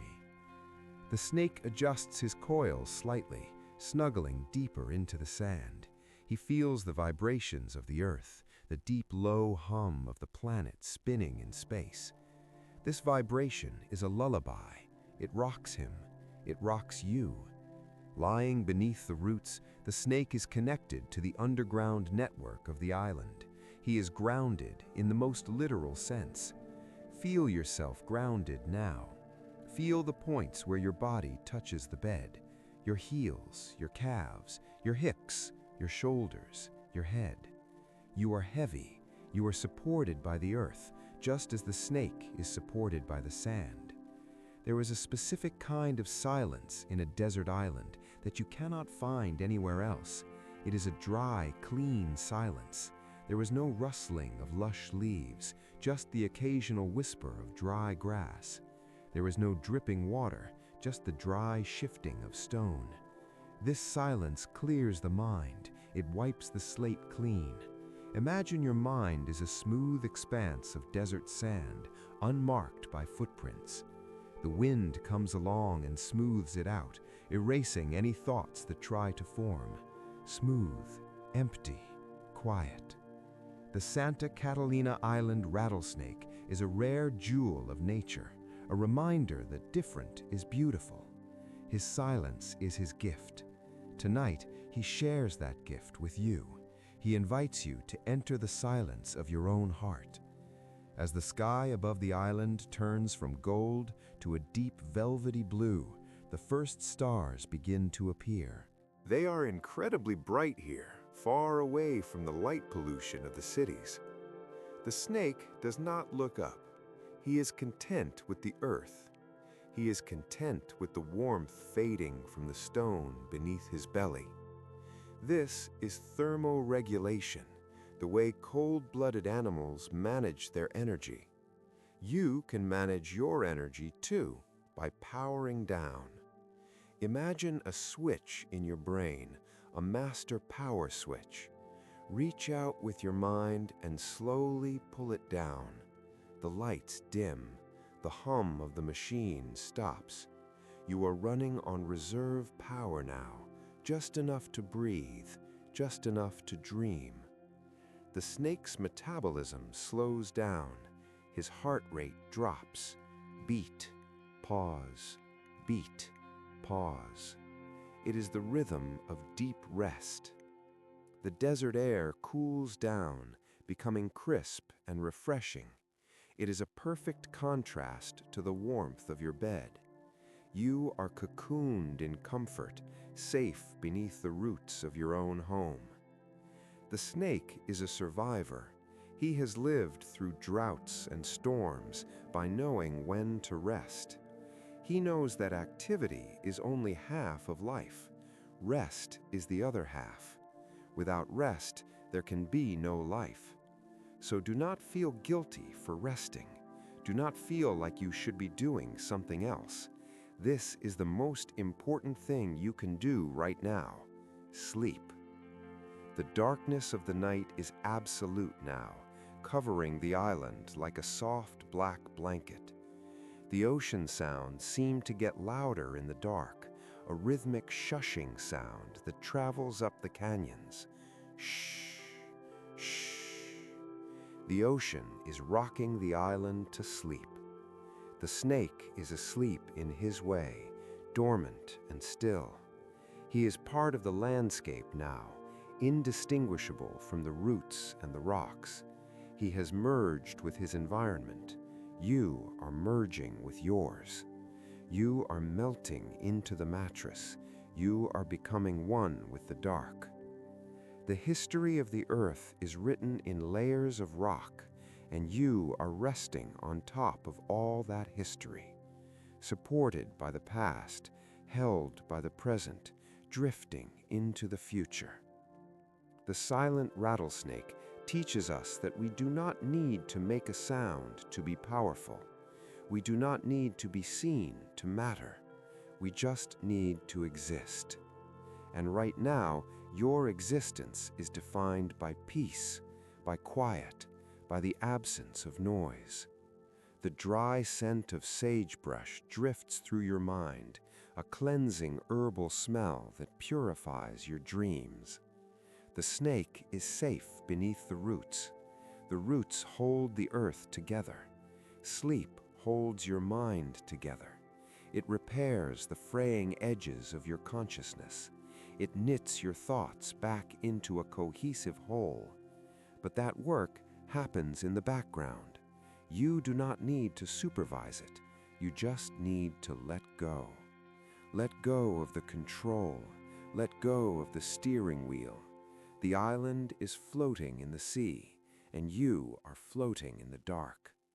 The rare snake, the silent ghost of the desert, is your companion in stillness. He does not judge, he does not demand, he just sleeps. And because he sleeps, you can sleep. The connection is broken, the wire is cut. You are drifting free. The brun sun-baked rocks are cooling. The wind is dying down. The silence is complete. Beneath the roots, deep in the earth, deep in the night, there is only peace. Rest now in the shadow of the desert. Rest in the silence of the snake. The night is long and full of quiet. Sleep, sleep, sleep. We leave the silent desert island and the cool sand behind us now, and let our spirits rise once more into the vast currents of the air, drifting eastward across the Atlantic Ocean, until we see the great continent of Africa rising from the sea. We're traveling to the equator, to the high plateaus of Kenya, where the sky feels bigger than anywhere else on Earth. This is the Old Pejeta Conservancy, a sanctuary of open plains and rolling grasslands, where Mount Kenya stands guard in the distance, its peaks crowned with snow even under the equatorial sun. It is late afternoon here, the time known as the golden hour, when the harsh light of the midday sun softens into a rich, honey-colored glow that bathes the entire world in warmth. The air is filled with the scent of red dust and dry grass, a smell that is ancient and grounding, a smell that tells your soul it is time to rest. In the center of this vast golden ocean stands the gentle giant of the grasslands, the northern white rhino. She is one of the last of her kind, a living, breathing monument to history. Imagine seeing her now. She is massive, a creature of incredible substance and weight, standing like a gray boulder amidst the swaying yellow grass. Her skin is thick and folded, like the bark of an ancient tree, telling the story of decades of sun and rain. She is not lonely, she is solitary, and in her solitude there is a profound dignity. She is a queen of the savannah, and this land is her kingdom. Watch as she grazes. Her head hangs low, close to the earth, her wide square lip plucking the grass with a gentle rhythmic sound. Rip, chew, rip, chew. It is a slow, steady cadence that sets the tempo for the evening. She is in no rush. She has nowhere to be. She simply is. As you watch her, you can feel the heaviness of her body. Imagine having that kind of weight, that kind of solid presence. Nothing can push you around. Nothing can disturb your peace. You are grounded. You are heavy. You are here. The wind blows softly across the plains, rustling the acacia trees, which stand like dark silhouettes against the deepening sky. The sound of the wind in the grass is like a soft whisper, shushing the world to sleep. Shh, shh. The rhino lifts her head, slowly chewing her mouthful of grass. Her ears swivel independently, catching the sounds of the cooling land. The cry of a francolin bird in the distance, the low rumble of thunder from a storm far away on the horizon. But she is not alarmed. Her eyes are small and dark, framed by heavy wrinkled lids and long lashes. Look into those eyes. They are calm. They are pools of liquid peace. She has seen the world change around her, yet she remains constant. She remains calm. She is the anchor in a shifting sea. As the sun begins to touch the horizon, it paints the sky in unbelievable colors. Brilliant oranges, deep purples, and soft pinks stretch across the heavens, reflecting off the rhino's gray skin, turning her into a statue of bronze. The heat of the day is fading, replaced by a refreshing coolness that touches your face and relaxes your skin. You can feel the tension melting out of your shoulders, just as the heat melts out of the earth. The rhino takes a deep breath, letting out a long huff of air through her nostrils. It is a sigh of release, a letting go of the day. You can do the same. Take a deep breath in, filling your lungs with the imaginary scent of the savanna, and then let it out in a long, slow sigh. Let go of the day. Let go of the lists. Let go of the worries. Stand with the rhino in the golden light and just breathe. She begins to walk slowly, looking for a place to bed down for the night. Her legs are thick and powerful, moving with a surprising grace. Each step is deliberate. Thud, thud, thud. You can feel the vibration of her steps in the ground, a soothing rhythm that travels up through your feet and into your body, rocking you gently.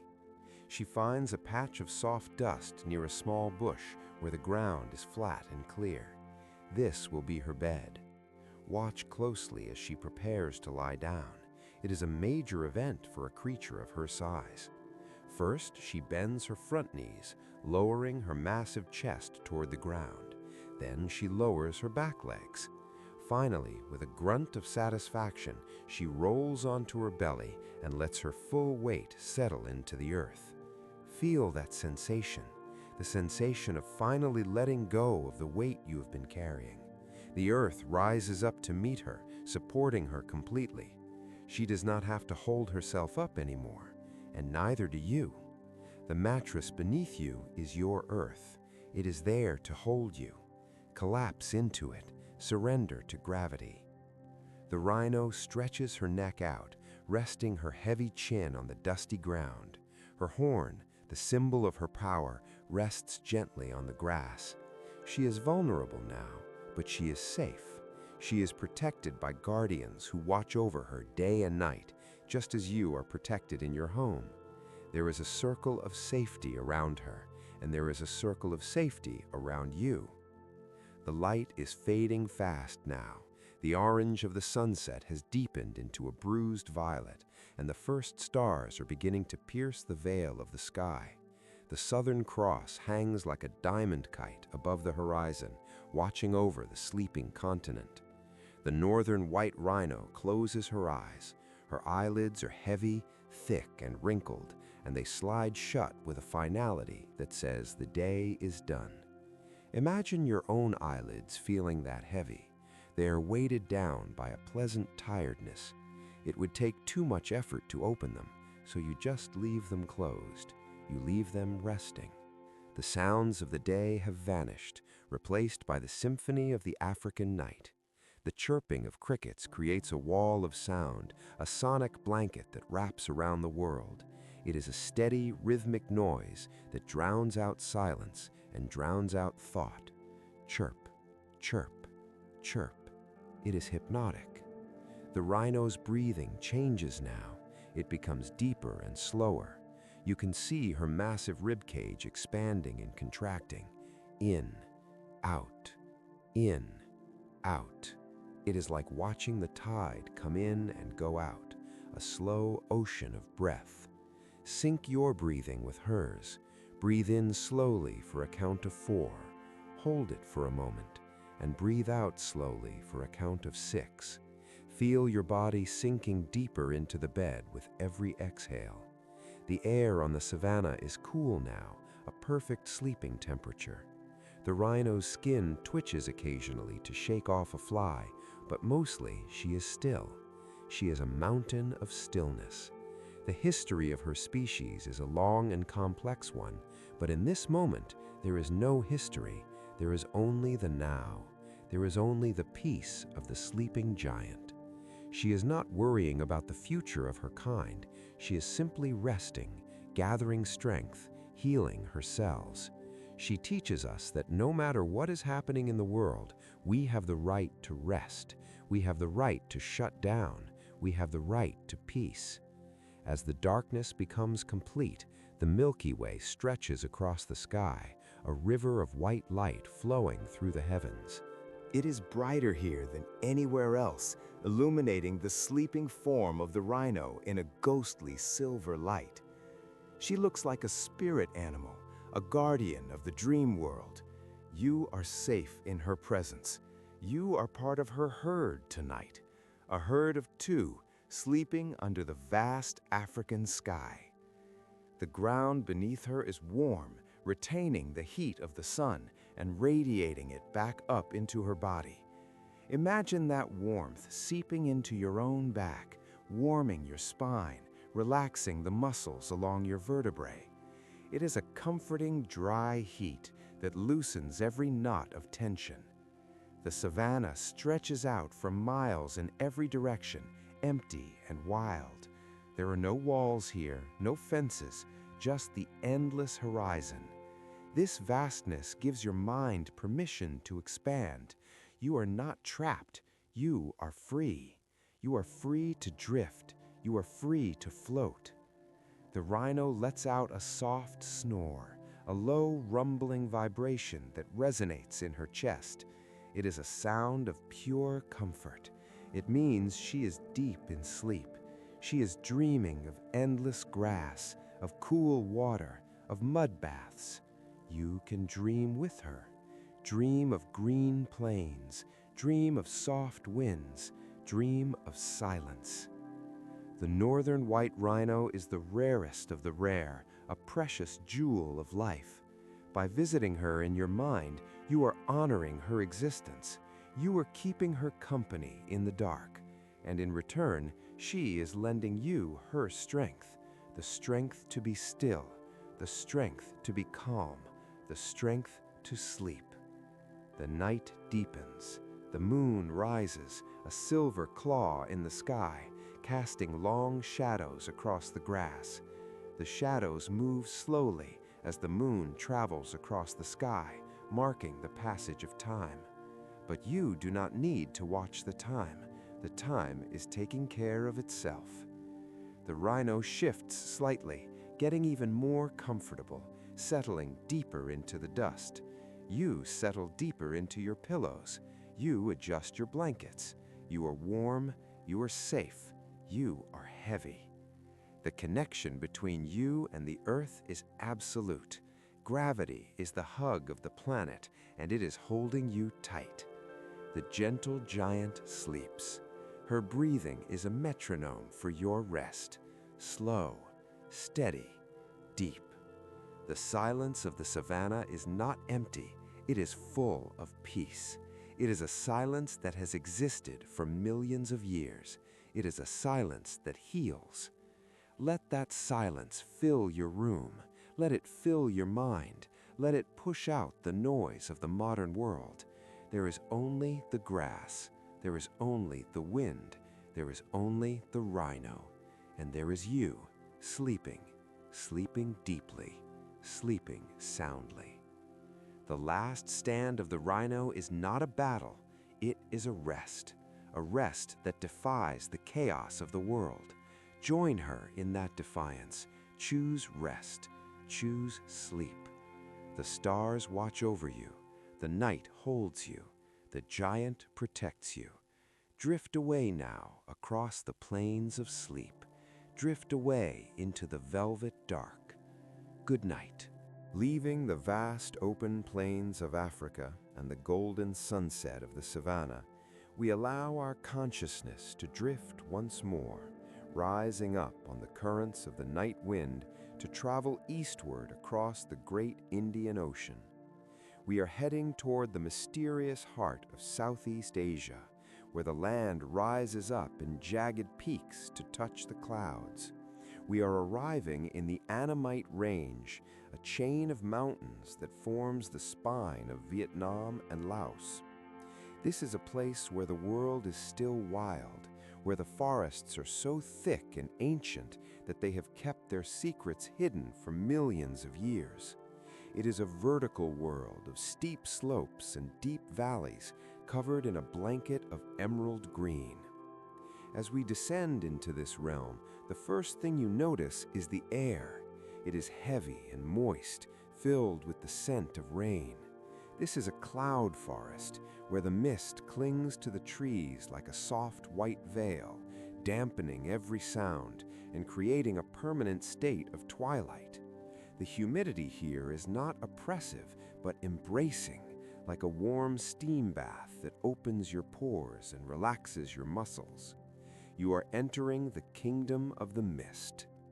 It is here in this wet and green sanctuary that we find one of the most elusive creatures on our planet, the Saola. Often called the Asian unicorn because of its rarity and the mystical aura that surrounds it, the Saola was unknown to the outside world until the very end of the 20th century. It is a ghost of the forest, a creature that walks the hidden paths where no human foot has ever stepped. Imagine yourself standing quietly in this forest. The ground beneath your feet is soft and spongy, covered in layers of damp moss and decaying leaves. It is silent here, but it is a wet silence. Listen closely. Drip, drip, drip. Water is everywhere. It drips from the tips of the giant fern leaves. It trickles down the mossy trunks of the ancient trees. It flows in tiny rivulets over the stones. This sound of dripping water is nature's metronome, a constant slow rhythm that calms the mind. Amidst this green, dripping world, the Saola appears. It is a beautiful creature, resembling an antelope but related to the wild cattle. Its coat is a rich, glossy chocolate brown, a color that blends perfectly with the shadows of the forest floor. But what makes it striking are the white markings on its face, splashes of brightness that look like ancient tribal paint, and its long, straight horns that taper to a sharp point. These horns are parallel, stretching backward like two beams of black light. The Saola moves with a grace that is almost supernatural. It steps carefully, placing its hooves on the soft earth without making a sound. It is the master of stealth. It knows how to disappear. As you watch it move through the undergrowth, you realize that it is not hiding out of fear, but out of wisdom. It knows that peace is found in solitude. It knows that safety is found in the shadows. This is a powerful lesson for you tonight. You do not always have to be seen. You do not always have to be available. It is okay to retreat. It is okay to hide away in the forest of your own dreams. The Saola stops to browse on a leafy bush. Its movements are slow and deliberate. It extends its long tongue to wrap around a leaf, pulling it into its mouth with a gentle motion. There is no rush in this forest. The trees have stood here for centuries, and they are in no hurry to grow. The mist drifts through the trees in slow, swirling patterns. Watch the mist. It is white and cool, Soft and formless, it wraps around the trunk of a tree, then drifts apart, then comes together again. It is hypnotic. Let your thoughts become like the mist. Let them lose their shape. Let them drift away. The air is cool here, refreshing against your skin. You can smell the scent of wet stone and crushed ginger, a clean, spicy aroma that clears the head. The Saola lifts its head and looks in your direction. Its eyes are large and dark, filled with a gentle curiosity. There is no aggression in this animal, only a quiet knowing. It blinks slowly. The long white lashes brush against its cheek. When it looks at you, you feel a sense of acceptance. You are welcome here in the secret garden. You are welcome to share the silence. The rain begins to fall now. It starts as a whisper, a soft, misting rain that kisses the leaves. Shh, shh. The sound increases slightly, becoming a steady, gentle patter. This is the white noise of nature. It washes over the forest, covering everything in a layer of peace. The Saola does not run from the rain. It stands there, letting the water bead on its oily fur. It enjoys the rain. You can enjoy it too. Imagine you are standing in a warm, safe shelter, looking out at the rain. You are dry and warm, but you can see the beauty of the falling water. You can hear the symphony of the drops hitting the broad leaves of the jungle plants. The rain washes away the dust of the past. It washes away the worries of the future. There is only this wet, rainy present. The Saola turns and begins to walk deeper into the forest, following a path that only it can see. You follow it with your mind's eye. The path leads along the edge of a small stream. The water in the stream is clear and cold, tumbling over smooth gray stones. The sound of the stream mixes with the sound of the rain, creating a layered texture of relaxation. The Saola finds a spot under the overhang of a limestone cliff, where the ground is dry and protected. This is its sanctuary. It kneels down, folding its long legs beneath it. It settles its body onto the soft earth. It is time to rest. The forest is darkening now. The green of the leaves is turning to black. The mist is becoming a gray blanket. The Saola rests its chin on its knees. It is completely still. This animal is the keeper of the forest's secrets. It knows where the hidden springs are. It knows which plants heal. And tonight, it shares the secret of sleep with you. The secret is surrender. Surrender to the rain. Surrender to the dark. Surrender to the quiet. The Saola lives its entire life in the shadows, and it is content. It does not seek the bright lights. It is happy in the dim, quiet world. You can be happy there too. The darkness of your room is like the darkness of the Annamite forest. It is a protective darkness, a darkness that holds you. As the Saola sleeps, the forest stands guard around it. The trees are tall and strong, their roots interlocking deep in the earth, creating a net of safety. You are safe in your bed. Your home is your forest.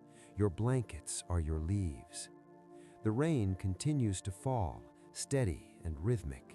It is a lullaby that has been sung for millions of years. Close your eyes and listen to it. Patter, patter, patter. Each drop is a relaxation trigger.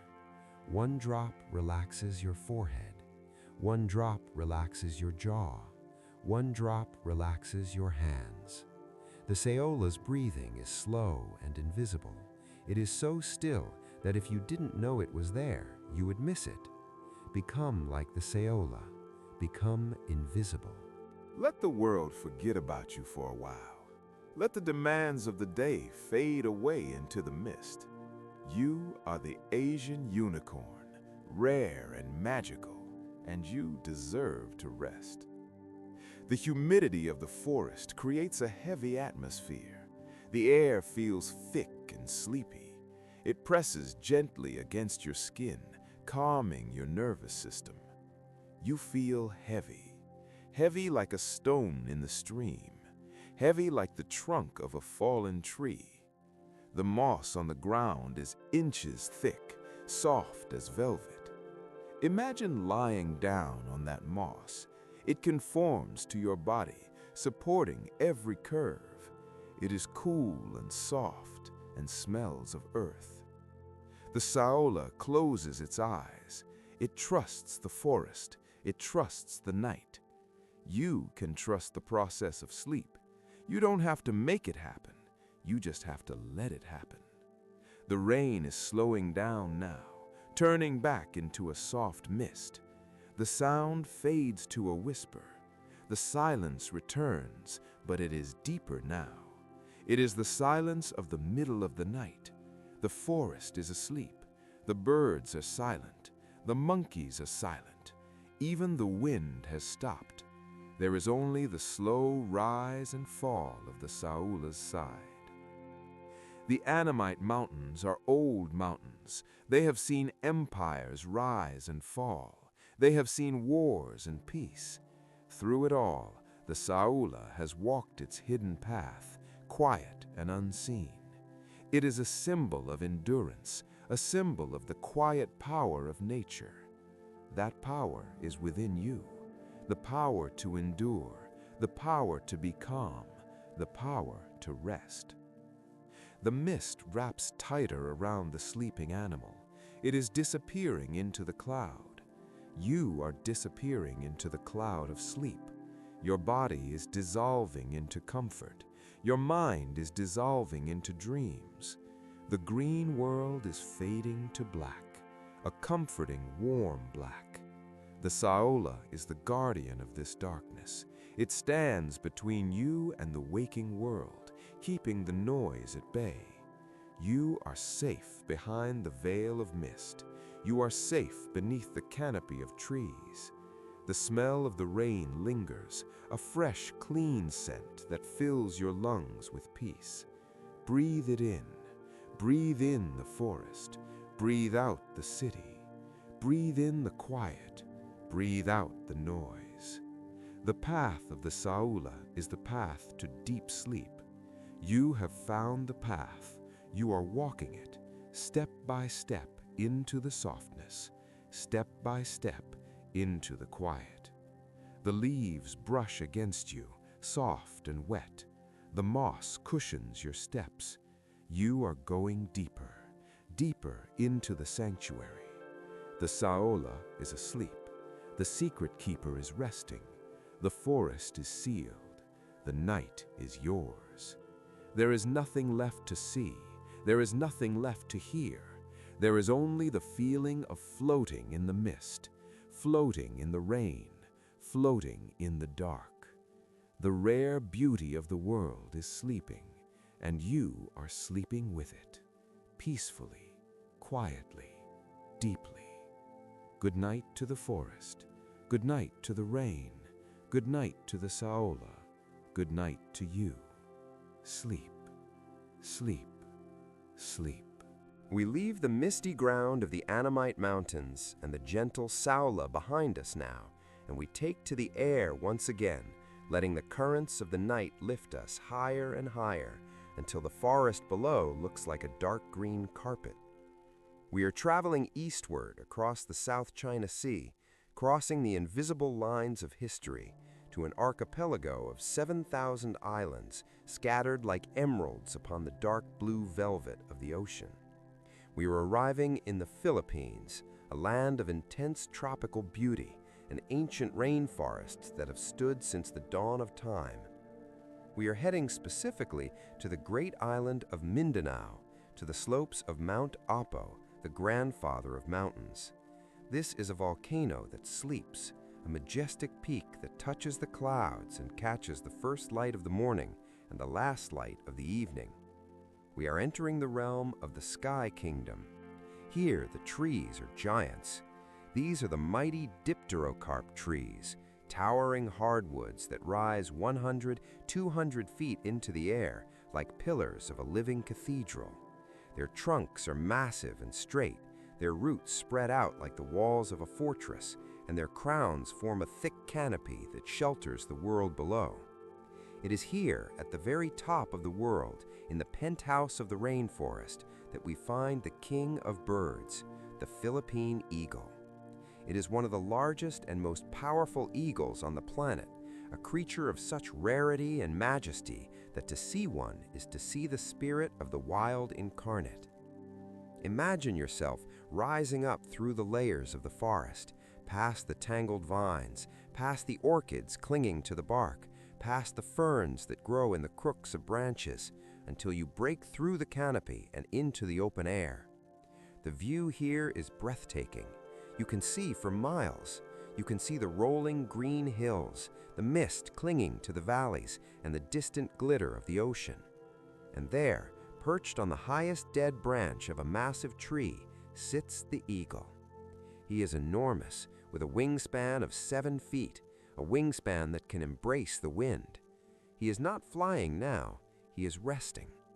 This is the majestic rest of a ruler who knows he is secure in his kingdom. His feathers are a beautiful mix of dark brown and creamy white, a royal robe that protects him from the elements, but it is his head that captures your imagination. He wears a crest of long, shaggy feathers that frame his face like a lion's mane or a chieftain's headdress. These feathers are pale and bordered with darker brown, giving him an expression of ancient wisdom and untamed power. Tonight, those feathers are relaxed, lying flat against his head as he settles down for the night. He is facing the wind, allowing the breeze to ruffle his plumage gently. It is a cooling breeze, a fresh current of air that carries the scent of rain and mountain flowers. The humidity here is high, but up in the canopy, the air moves freely, creating a perfect climate for sleep. The sun is setting over the islands, painting the sky in dramatic strokes of fiery orange, deep magenta, and bruising purple. The eagle watches this display with piercing blue-gray eyes. These are eyes that can see a lizard moving from a mile away, eyes that have evolved to track movement in the dense green chaos below. But now, as the light fades, those sharp eyes are softening.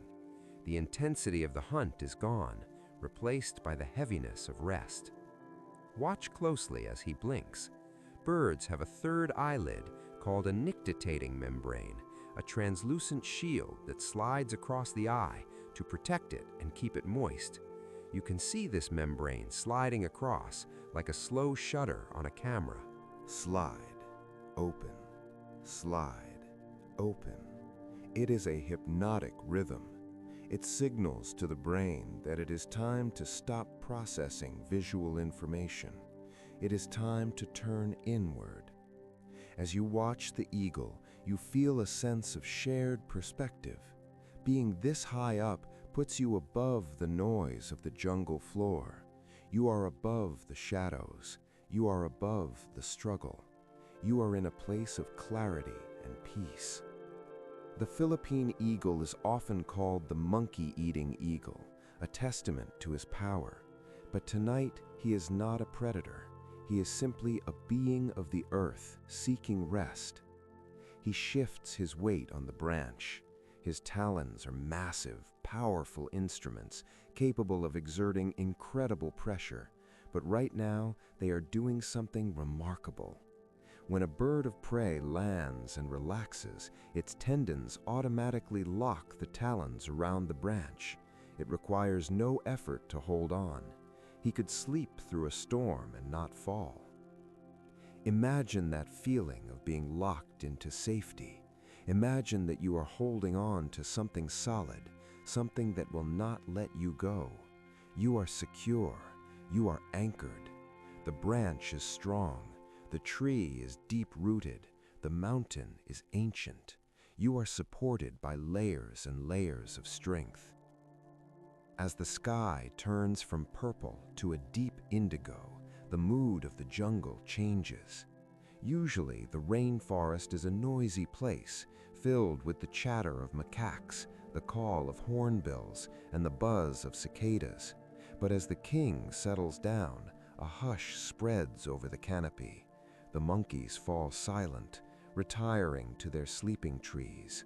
The hornbills stop their calling. It is as if the entire forest is showing respect for the eagle's rest. Or perhaps it is a primitive instinct that when the great watcher sleeps, the world holds its breath. This silence is profound. It starts at the top of the trees and trickles down to the forest floor like a slow waterfall of quiet. The wind dies down, leaving the leaves still. The clouds settle into the valleys. The silence is thick and heavy, wrapping around you like a velvet cloak. In this silence, you can hear the eagle breathe. It is a slow, dry sound, a rhythmic expansion of his powerful chest. In, out.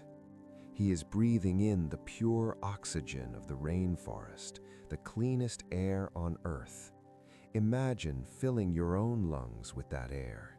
It is revitalizing, it is healing, it clears the mind of the smog of daily thoughts. The history of the Philippine eagle is a story of survival against the odds. He is a relic of a time when the islands were covered in unbroken green. He carries the memory of that ancient world in his DNA. When you connect with him, you are connecting with history. You are gliding through time, back to a simpler era.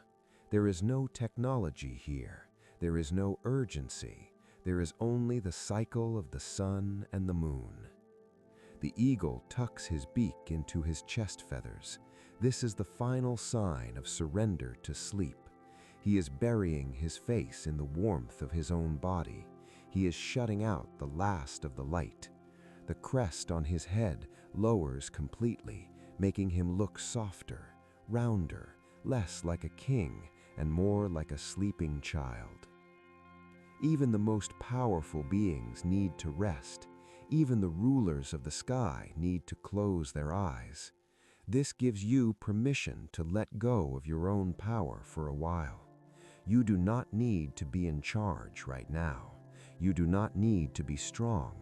You can be soft. You can be vulnerable. The night will protect you. The eagle will protect you.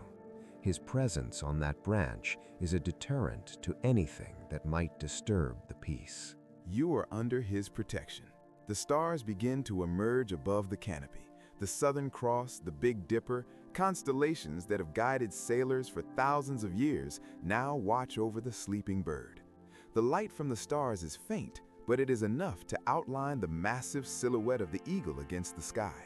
He looks like a gargoyle on a cathedral, a stone guardian warding off bad dreams. The air cools down significantly as the tropical night sets in. The drop in temperature is a signal to the body to hibernate. The eagle fluffs his feathers, trapping a layer of warm air against his skin.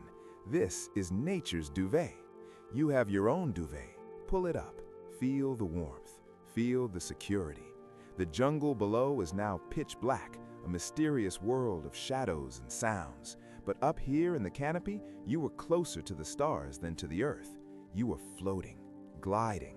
The sensation of gliding is central to the eagle's life. He spends his days riding the thermal currents, hardly flapping his wings, just soaring on the invisible energy of the air. That feeling of weightless gliding follows him into his sleep. He dreams of flying. He dreams of the wind. You can join him in that dream. Imagine you are lifting off the branch, not to hunt, but just to float. You are drifting over the canopy, weightless and free. The dark green leaves below you are soft clouds. The air holds you up. There is no effort. You are just gliding through the night, gliding towards sleep, gliding towards peace. The sounds of the night insects begin a gentle rhythm, a background hum that serves as a focus for your mind. It is a steady drone that blocks out sudden noises. It is the heartbeat of the forest. The eagle sleeps through it all. He is confident. He is calm. His heart rate has slowed down to a resting pace. Beat, beat, beat, slow and strong, like a drum in the distance. Your heart matches this rhythm. The anxiety of the day is pumped out of your system, replaced by the slow, steady flow of relaxation. The Philippine eagle is a treasure, a rare gem that is critically endangered, but tonight in our story, he is safe, he is abundant, he is alive. This thought brings a feeling of hope, a feeling that things can be saved, that beauty can endure. Wrap that feeling of hope around you. It is a warm feeling. The night deepens further. The moon rises, illuminating the mist that gathers in the ravines. The mist glows like silver smoke, curling around the trunks of the great trees.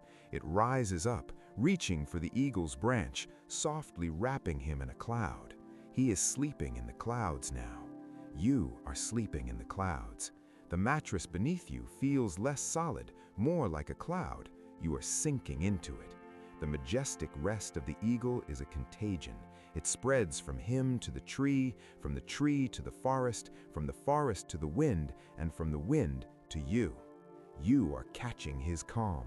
You are catching his stillness. There is nothing left to do. The day is over. The hunt is over. The flight is done. Now is the time to fold the wings. Now is the time to lock the talons and trust the branch. Now is the time to sleep. The jungle is silent. The king is asleep. The history of the earth pauses for a moment in the dark. In this pause, you find your rest. Deep, ancient, majestic. You are the eagle. You are the sky. You are the silence. Let yourself glide. Glide into the dark. Glide into the dream. Good night. Far away in the warm turquoise embrace of the Caribbean Sea lies a hidden jewel known as Escudo de Veraguas, a tiny isolated island off the coast of Panama that floats like a green emerald in a bath of blue silence. And here, among the tangled roots and arching branches of the red mangroves, lives a creature who has mastered the ancient art of doing absolutely nothing. The rare and gentle Pygmy three-toed sloth. This island is a world unto itself, a sanctuary where time does not just slow down, but seems to curl up and go to sleep entirely, allowing the rhythm of nature to dictate the pace of existence. And as you visualize this peaceful place, imagine the warm, heavy air settling around you like a soft, weighted blanket, carrying the scent of salt water and damp earth and sweet tropical flowers. The sounds here are hushed and rhythmic, the gentle lapping of small waves against the mangrove roots, the distant whisper of the trade winds high in the canopy, and the occasional soft rustle of a leaf, creating a symphony of stillness that invites you to let go of the day and surrender to the moment. High above the water, cradled in the crook of a mangrove branch, the pygmy sloth is perfectly still, a ball of mottled fur that blends seamlessly with the bark and the lichen, his coat tinted with a soft green algae that makes him one with the forest, a living part of the tree itself. He is smaller than his cousins on the mainland, a tiny monk of the mangroves who understands that there is no rush, no deadline, no place to be other than exactly where he is right now. And as you picture him, you can feel your own body beginning to mirror his stillness, your muscles loosening, your breath deepening, syncing with the slow, deliberate pulse of the island. The sun is beginning its slow descent toward the horizon, painting the sky in shades of apricot and lavender, filtering through the dense green leaves of the mangroves to create dancing patterns of light and shadow on the sloth's fur, warm spots of gold that invite deep relaxation. The sloth decides, with infinite slowness, to move his head, a motion so gradual it is almost imperceptible, taking several seconds just to turn his gaze from the water below to a cluster of leaves within his reach.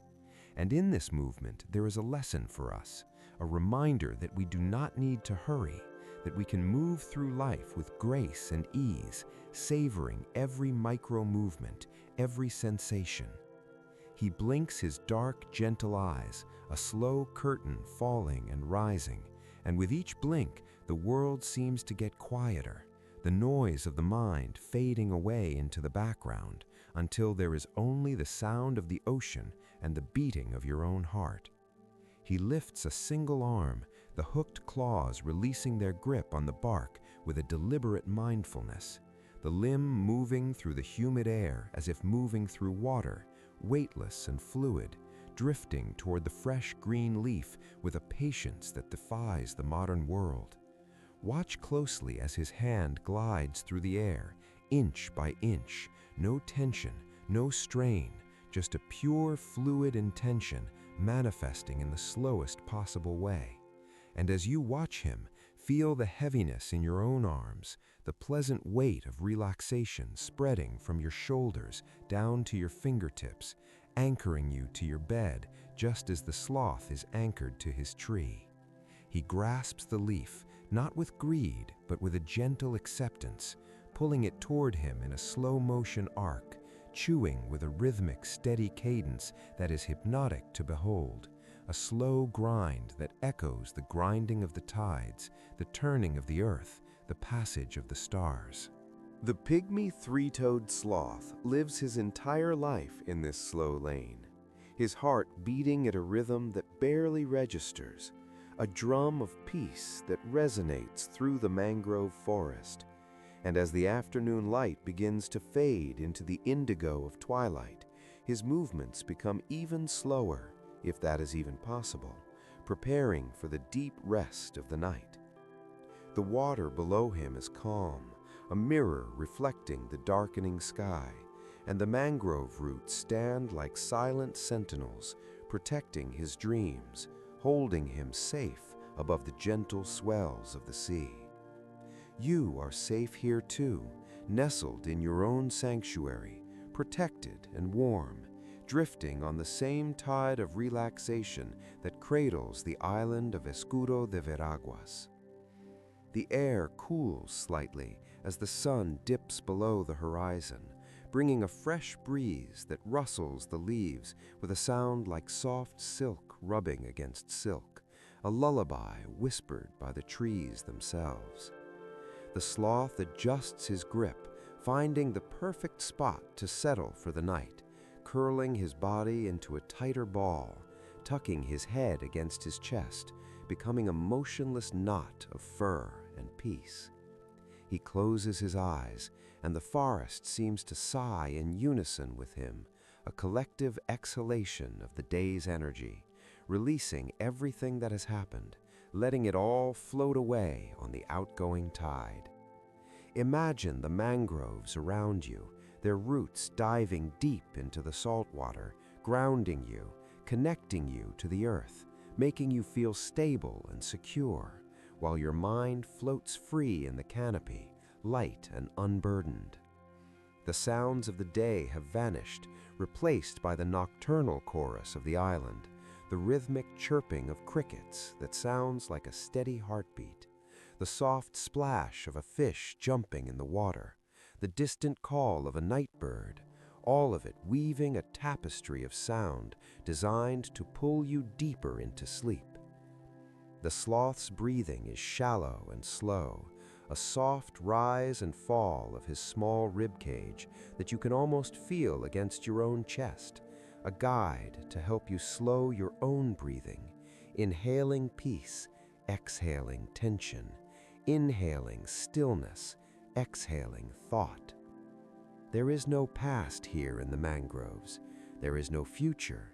There is only this eternal now, this moment of suspended time where the only thing that matters is rest. The stars begin to appear above the canopy, diamonds scattered across black velvet, twinkling through the gaps in the leaves, watching over the sleeping sloth and watching over you.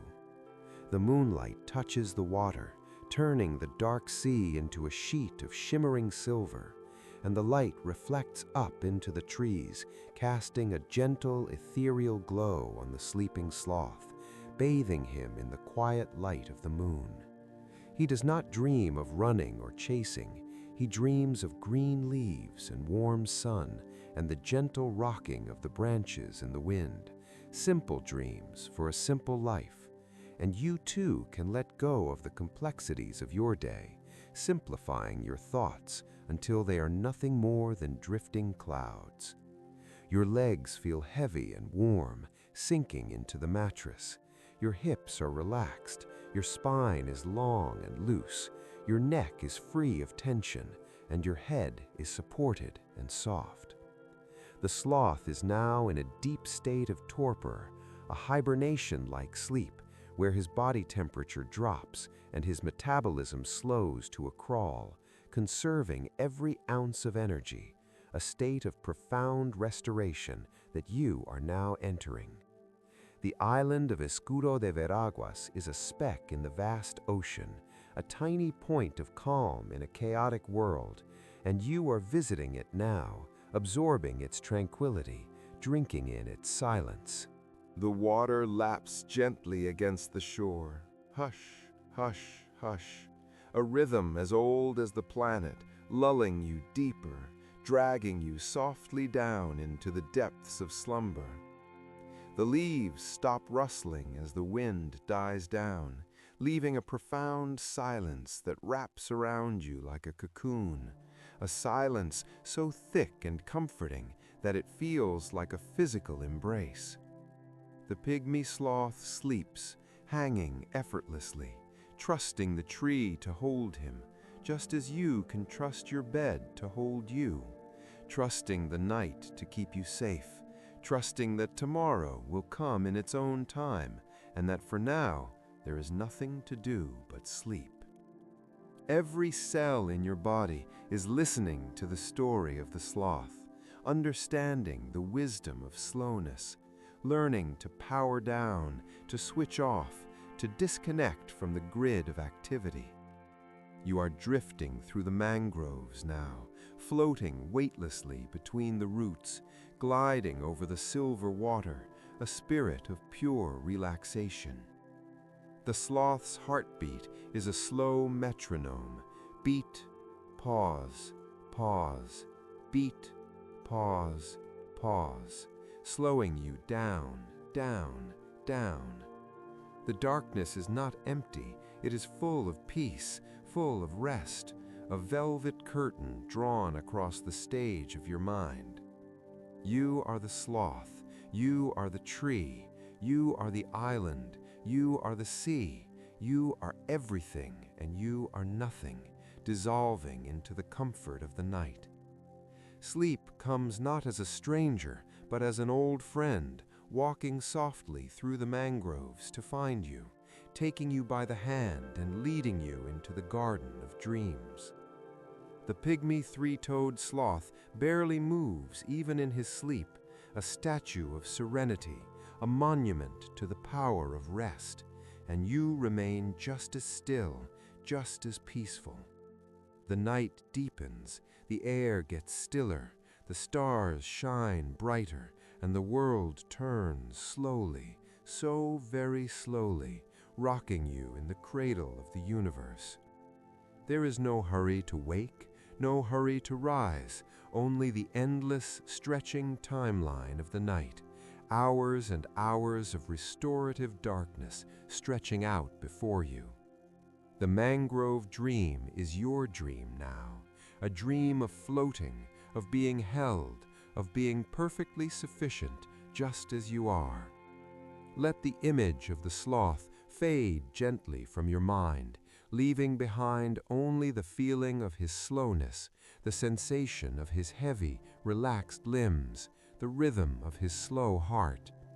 The ocean whispers its final goodnight, the trees stand guard, the moon watches, and you drift away, farther and farther, deeper and deeper, into the warm, silent, tropical night, where the only reality is the sweetness of sleep, deep sleep, restful sleep, quiet sleep.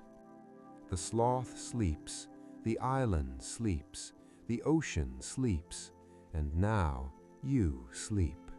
In the warm and golden embrace of the Baja California sun, where the scorched desert sands meet the endless expanse of the Vermilion Sea, there is a secret world hidden beneath the rolling waves, a world of sapphire silence and liquid dreams, where the rarest of all ocean wanderers, the gentle Vaquita, begins her nightly journey into the deep. Imagine yourself standing at the edge of this vast Mexican Sea, the air heavy with the scent of salt and dry earth, the sun dipping below the horizon to paint the sky in shades of bruised purple and burnt orange. And as the light fades, the water transforms into a sheet of dark, inviting velvet, calling you to leave behind the weight of the land and surrender to the weightlessness of the ocean. You slip beneath the surface, not with a splash, but with a smooth transition, the water accepting you like a long-lost friend, wrapping around your body in a cool, comforting cocoon that instantly soothes your tired muscles and quiets the noisy chatter of your mind. Here, in the upper Gulf of California, the water is rich and teeming with microscopic life that glows faintly in the dark, tiny stars suspended in the inner space of the sea, illuminating the path for the Vaquita as she glides through the gloom.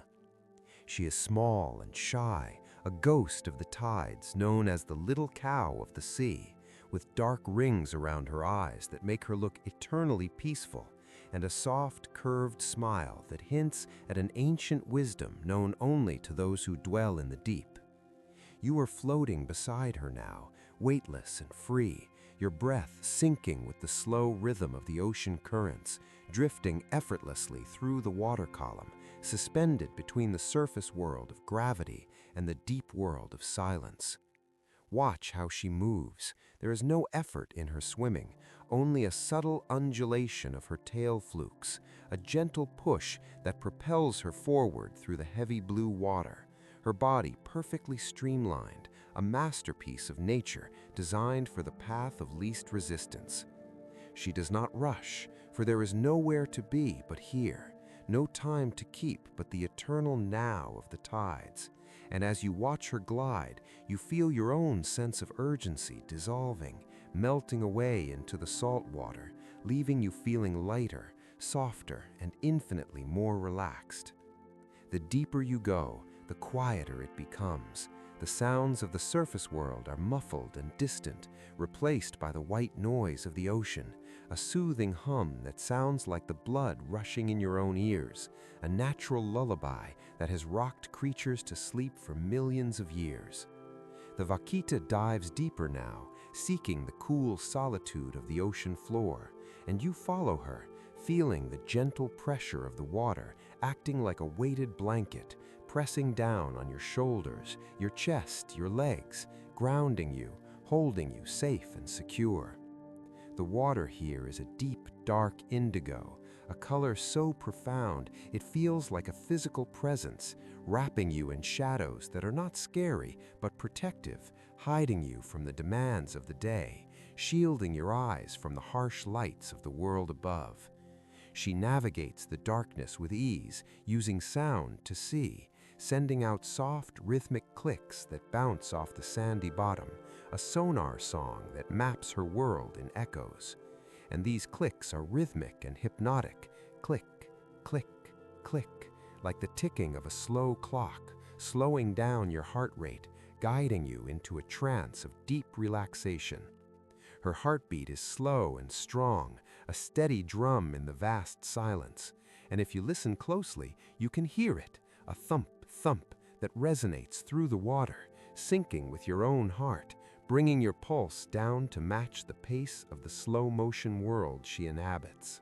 You are safe here, swimming in the slipstream of the vanishing siren, a creature so rare that seeing her is like seeing a unicorn, a precious encounter that fills you with a sense of awe and gratitude, filling your heart with a warm, golden light that displaces any anxiety or stress.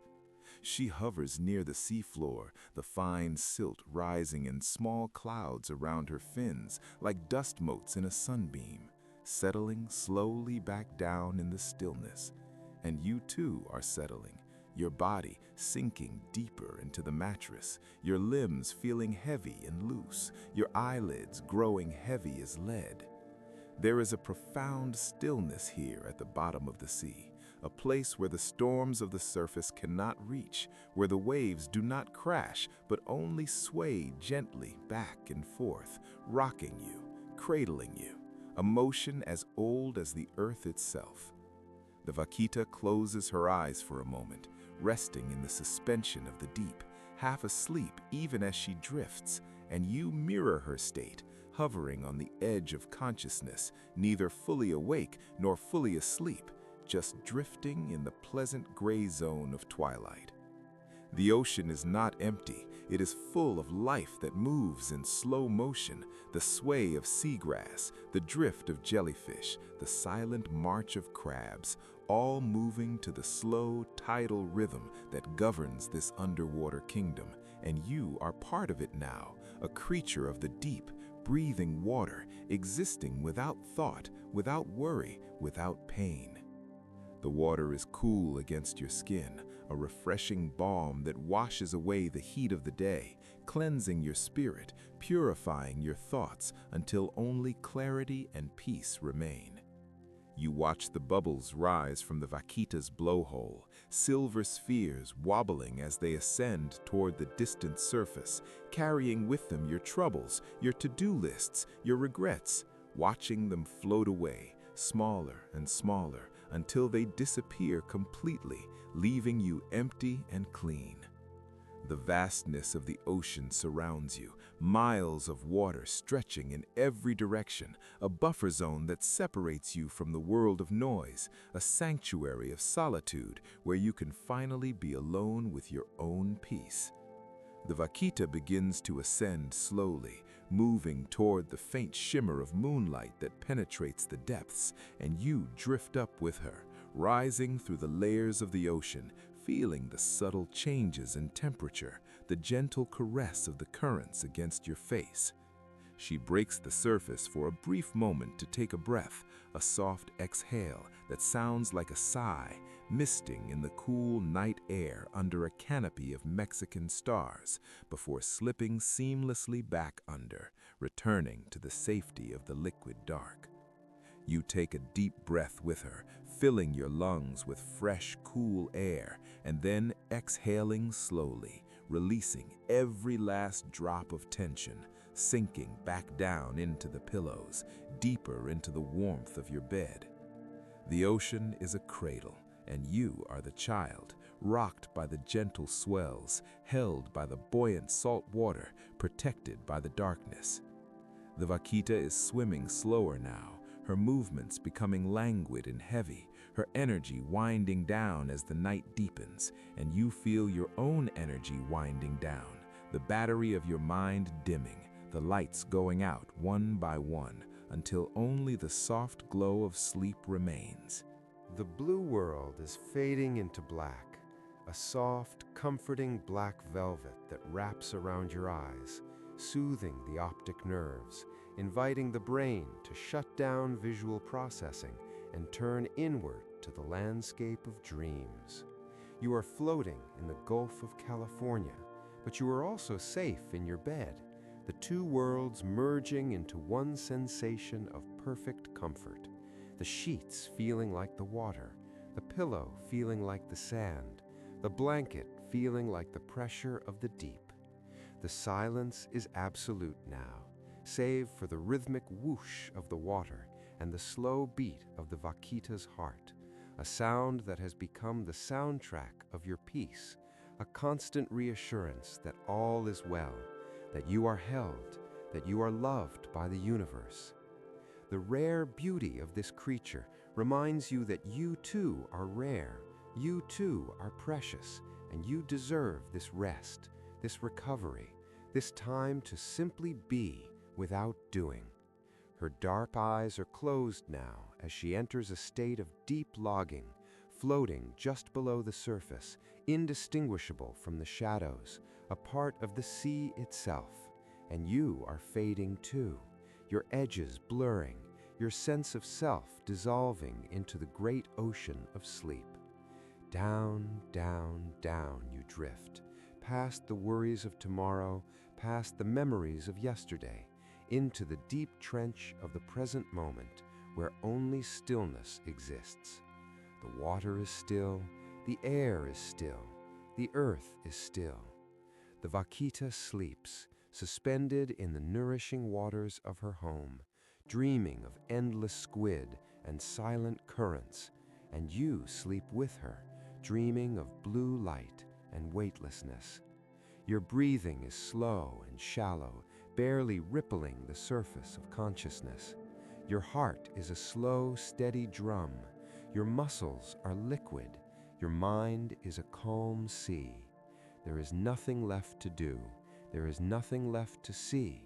There is nothing left to be. Just sleep. Deep ocean sleep. The lullaby of the tides carries you away, farther and farther from the shore, into the deep, dark, peaceful blue. Good night, Vaquita. Good night, ocean. Good night, you.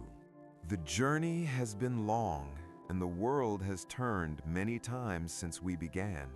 But now we have arrived at the final sanctuary, a place where geography dissolves into the universal language of silence, and where the rarest souls on our planet have already found their rest.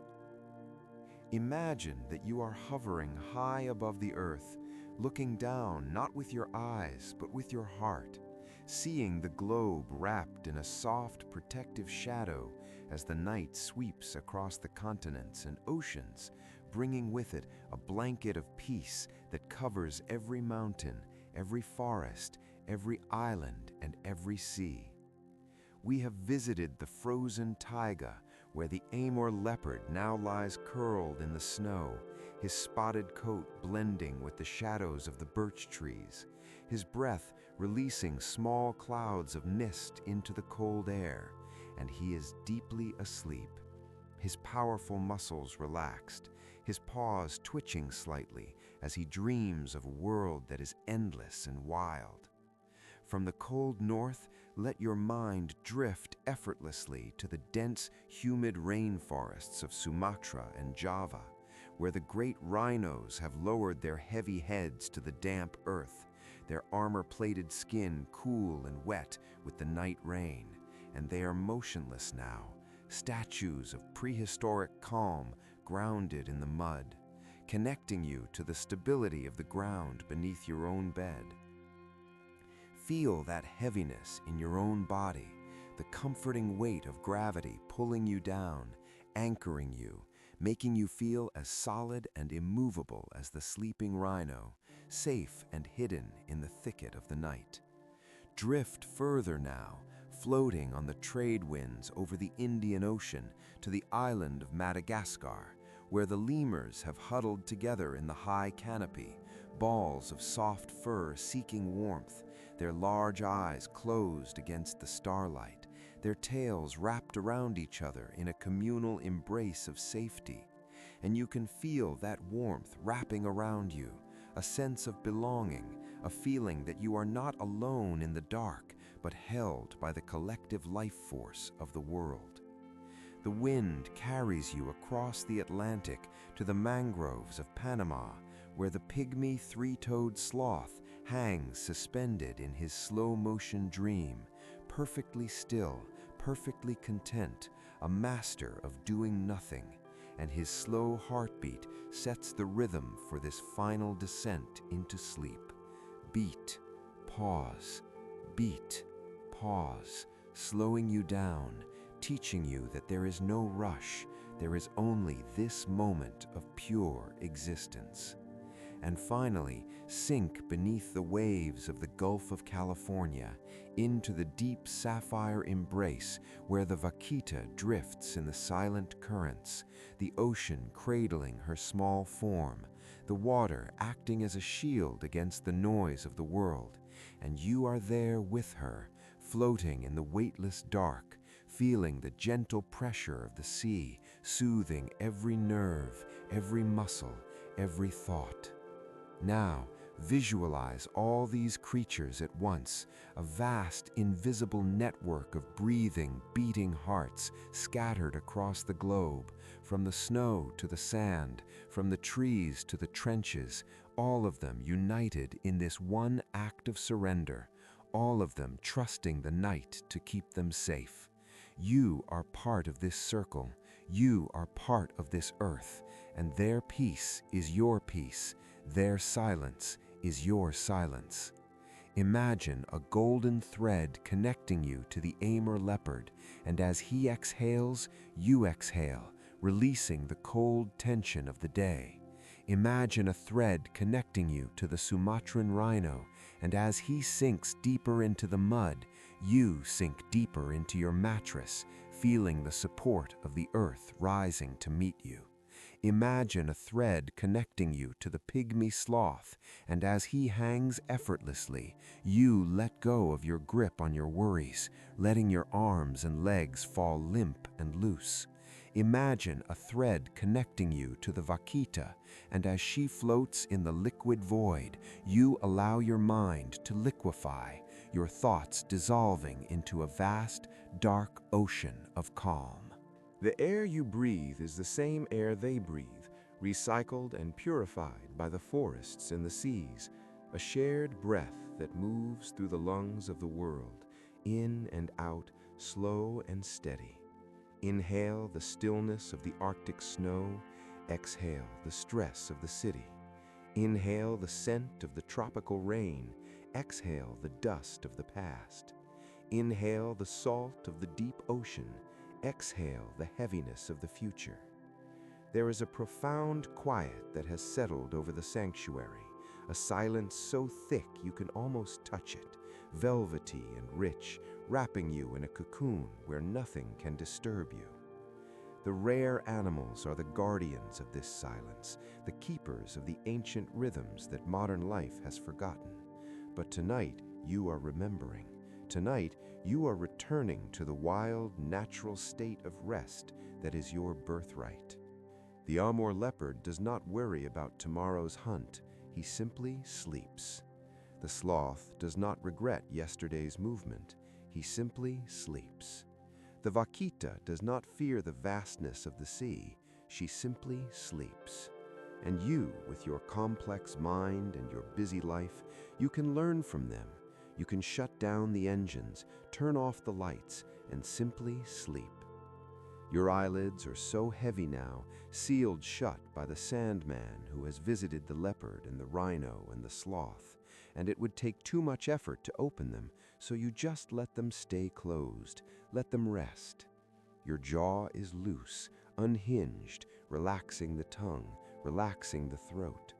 Your shoulders have dropped away from your ears, melting into the mattress, releasing the burdens you have carried all day, leaving them at the gates of the sanctuary where they cannot follow.